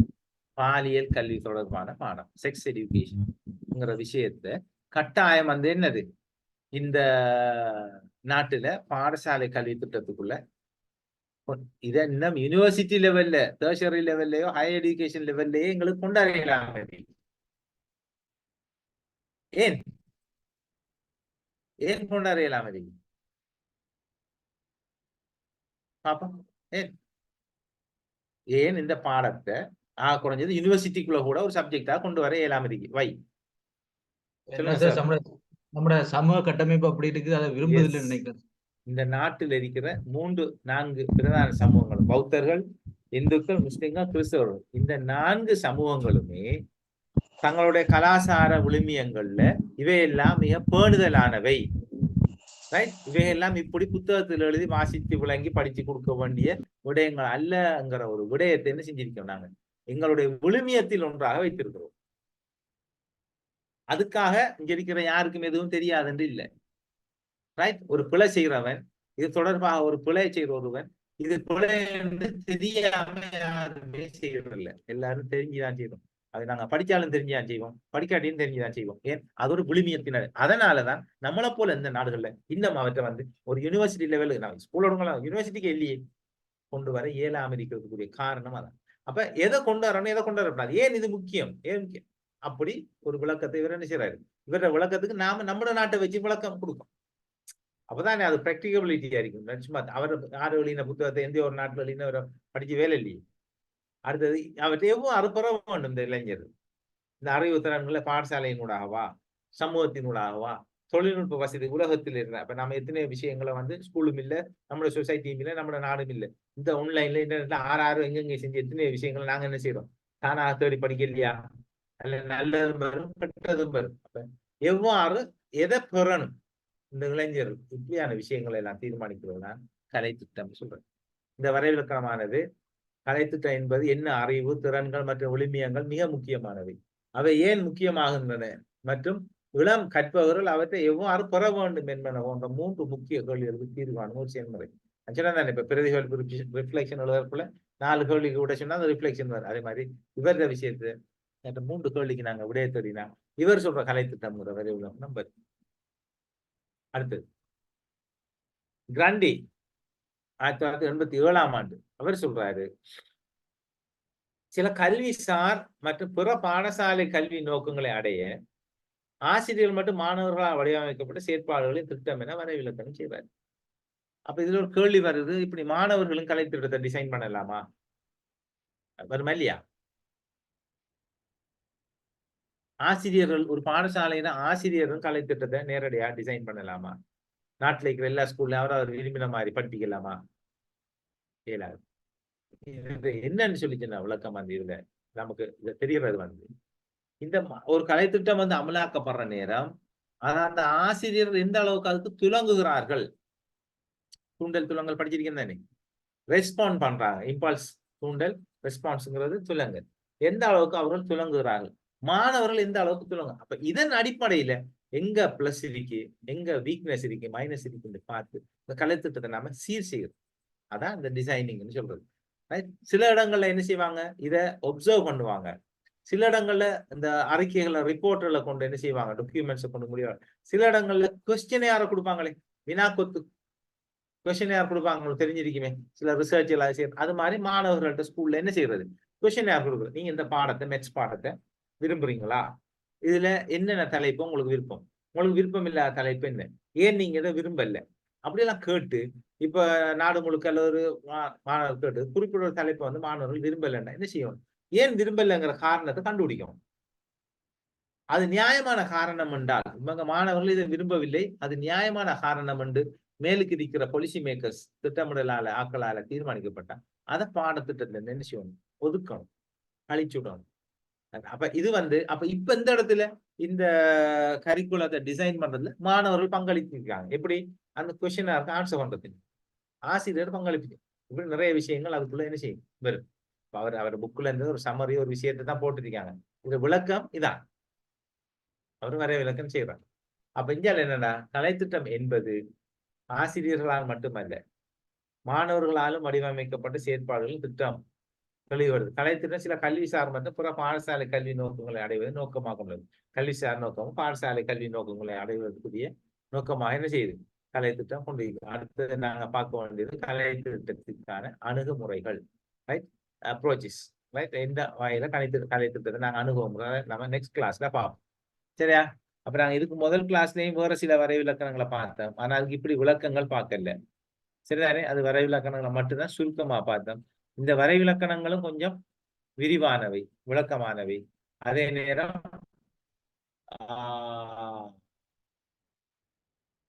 அதுக்குரிய விளக்கமும் இருக்கு. அப்ப இது உங்களுக்கு மேலதிக தகவலுக்கு தேவை என்றால் நீங்க எப்படி வச்சு விரும்பினா அதை ஸ்கிரீன்ஷாட் எடுங்க உங்களோட போன்லயோ இதுலயோ. இதை வச்சு நீங்க எழுதுறதுக்கு எடுப்பீங்களா? இதை எடுத்தீங்கன்னா நம்ம அடுத்த ஸ்கிரீனுக்கு போவோம். நம்ம நான் ஸ்க்ரோல் பண்ணி அடுத்தது வைப்பேன். இப்போ எடுத்தீங்கடா அதை நீங்க போன்ல பாக்குறாங்க, ஸ்கிரீன்ஷாட் எடுக்கலாம் தானே? அப்படியோ எடுத்தீங்களா? எடுக்கிறீங்களா? ஆமாம் சார், எடுத்துருவோம் சார். இப்போ இதை ஸ்கிரீன்ஷாட் எடுங்க டக்குண்டு. நான் இப்போ அதை மூவ் பண்ணல. இந்த 2 வரைவிலக்கணம் இருக்கு, இது 2ஐயும் எடுங்க ஸ்கிரீன்ஷாட். சரிதானே? ஆமாம் சார்.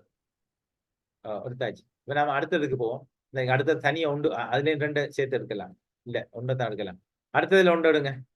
பிராட், அந்த பிராட் 1980 அதை ஸ்கிரீன்ஷாட் ஆக்கி எடுங்க. ஏன்னா இப்ப நான் உங்களுக்கு இந்த மொடியூல் முடிஞ்சதுக்கு அப்புறம் இதை வாட்ஸ்அப் பண்ணுவேன். அப்ப அடுத்த கிளாஸுக்கு வந்து உங்களுக்கு எனக்கு வரைவிலக்கணம் விளங்கப்படுத்துறதுக்கு இது தேவைப்படும் உங்களுக்கு. சரியா? அடுத்தது என்ன இருக்கிறது? குட்லெட் ஷூ. தானே வரைவிலக்கணம் அடுத்த கிளாஸ்ல என்னண்டு? கலை திட்டம் என்றது தானே வரைவிலக்கணப்படுத்தணும். ஆமாம், இவங்க நான் சொல்லியிருக்காங்களே இது மாதிரி நீங்க சுயமாக ஒரு வரைவிலக்கணத்தை செய்யணும். கொப்பி அடிக்க கூடாது. உங்களோட கடித்தனத்தை நீங்க செக் பண்ணுங்க. நீங்க சுயமாக ஒரு வரைவிலக்கணத்தை உருவாக்கி அதுக்கு ஒரு விளக்கத்தையும் சொல்லுங்க. சைட்ல விளக்கம் தந்திருக்கமே, அதுக்கு ஒரு விளக்கத்தை நீங்க தரணும். அப்ப இதுல குறிப்பிட்ட சில சொற்பிரியவங்க எல்லாம் சுத்தி சுத்தி வருது, அதை வச்சு நீங்களே உருவாக்கலாம். ஒரு நெடிய நீண்ட இப்படி ஒரு 30-40 சொல் வரக்கூடிய மாதிரி ஒரு வரைவிலக்கணம் எழுதும் விளக்கமாக. சரிதானே? கலை திட்டத்துக்கு ரைட். இப்ப இதை ஸ்கிரீன்ஷாட் எடுங்க. அடுத்து இது 2ஐயும் எடுங்க.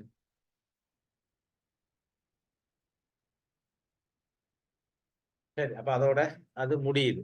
ரைட். அடுத்த தலைப்பு, கலை திட்டத்துக்கான அணுகுமுறைகளும் தலைப்பு. அதை நாங்க என்ன செய்வோம் நெக்ஸ்ட் கிளாஸ்ல. அப்ப இதுல இன்றைக்கு இது வரைக்கும் படிச்சதுல ஏதாவது நீங்க உங்களோட கருத்துக்களாக சொல்ல விரும்பினா சொல்லுங்க. உங்களோட கருத்துக்கள், உங்களோட ஒப்சர்வேஷன், உங்களோட அவதானிப்பு. அதாவது நம்மளை படிப்பிக்கிற மெட்டர் சம்பந்தமானாலும் சரி, நம்ம டிஸ்கஷன் சம்பந்தமா ஏதாவது சம்பந்தமா உங்களோட கருத்துக்கள் ஏதாவது இருந்தா, கலை திட்டம் அல்லது உங்களோட சந்தேகங்கள், அதை நாம எப்படி நிறைய விஷயம் படிச்சுட்டு போற நேரம் அது சம்பந்தமான சந்தேகம் வந்தா தீர்ந்துடும். அவங்களோட ஸ்கூல்ல அவங்களோட ப்ராக்டிக்கலாக அவங்களுக்கு வர சில பிரச்சனைகள், சந்தேகங்கள், சட்டத்தை கேட்கல, சட்டம் அது சைக்குலர், அது ஆபீஸ் நீங்களும் பாக்குறது, நம்மளோட தொழில் ரீதியாக நமக்கு இருக்கக்கூடிய தடைகள், பிரச்சனைகள் சம்பந்தமா ஏதாவது இருந்தா வகுப்பறையிலையோ அல்லது கலை திட்டத்தை அமுல்படுத்துறதுலையோ அல்லது ஏதோ ஒன்று இல்லை, இப்ப நம்ம லெசனை பத்தி ஸ்கீமை பத்தி டிஸ்கஸ் பண்ணிக்கணும், அது மாதிரி ஏதாவது இருந்தா இருக்கிற அந்த ஒரு 7 நிமிஷம் 7 மினிட்ஸ் இருக்காக்குமா? இருக்கிற 7 மினிட்ஸுக்குள்ள நீங்க கேட்கலாம். 2 hours தானே நீங்க கேட்கலாம் இருந்தா ஏதாவது.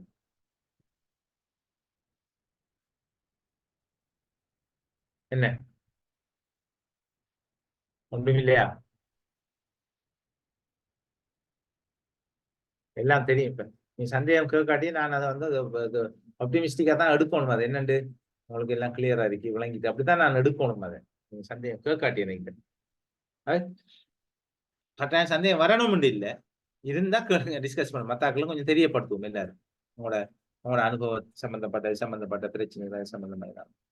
நீங்க லெசன்ல ஒரு கேள்வி கேட்டீங்க, நல்ல கேள்வி, ஸ்கீம் சம்பந்தப்பட்ட கேள்வி வந்து இப்படி கிழமைக்கு எழுத சொல்றாங்க, இப்படி செய்யறத பத்தி நாங்க கதைச்சோம். அந்த பிரச்சனை இது மாதிரி ஏதாவது பிரச்சனைகள் இருக்கும். எல்லாம் கரிக்குலத்துக்குள்ள வார மேட்டர் தானே, பிரச்சனைகள் தானே எல்லாம். சொல்லுங்க சார், யாரும் இல்லையா? கணேஷ் சார் ஒண்ணும் இல்லையா? ஷெரீன் இல்ல சார். அடுத்த கிளாஸ்ல ஆயத்தப்படுத்திட்டு வரேன் சார். சரி, அடுத்த கிளாஸ்ல ஆயத்தப்படுத்துறது உங்களுக்கு வேலை தந்திருக்கேன் நான்.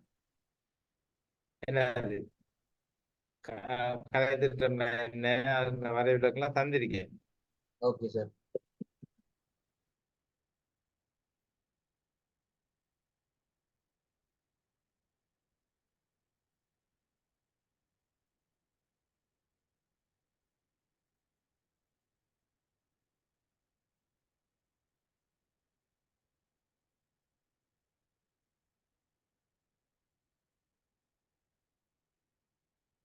சரி, அப்ப நாங்க என்ன செய்வோம்,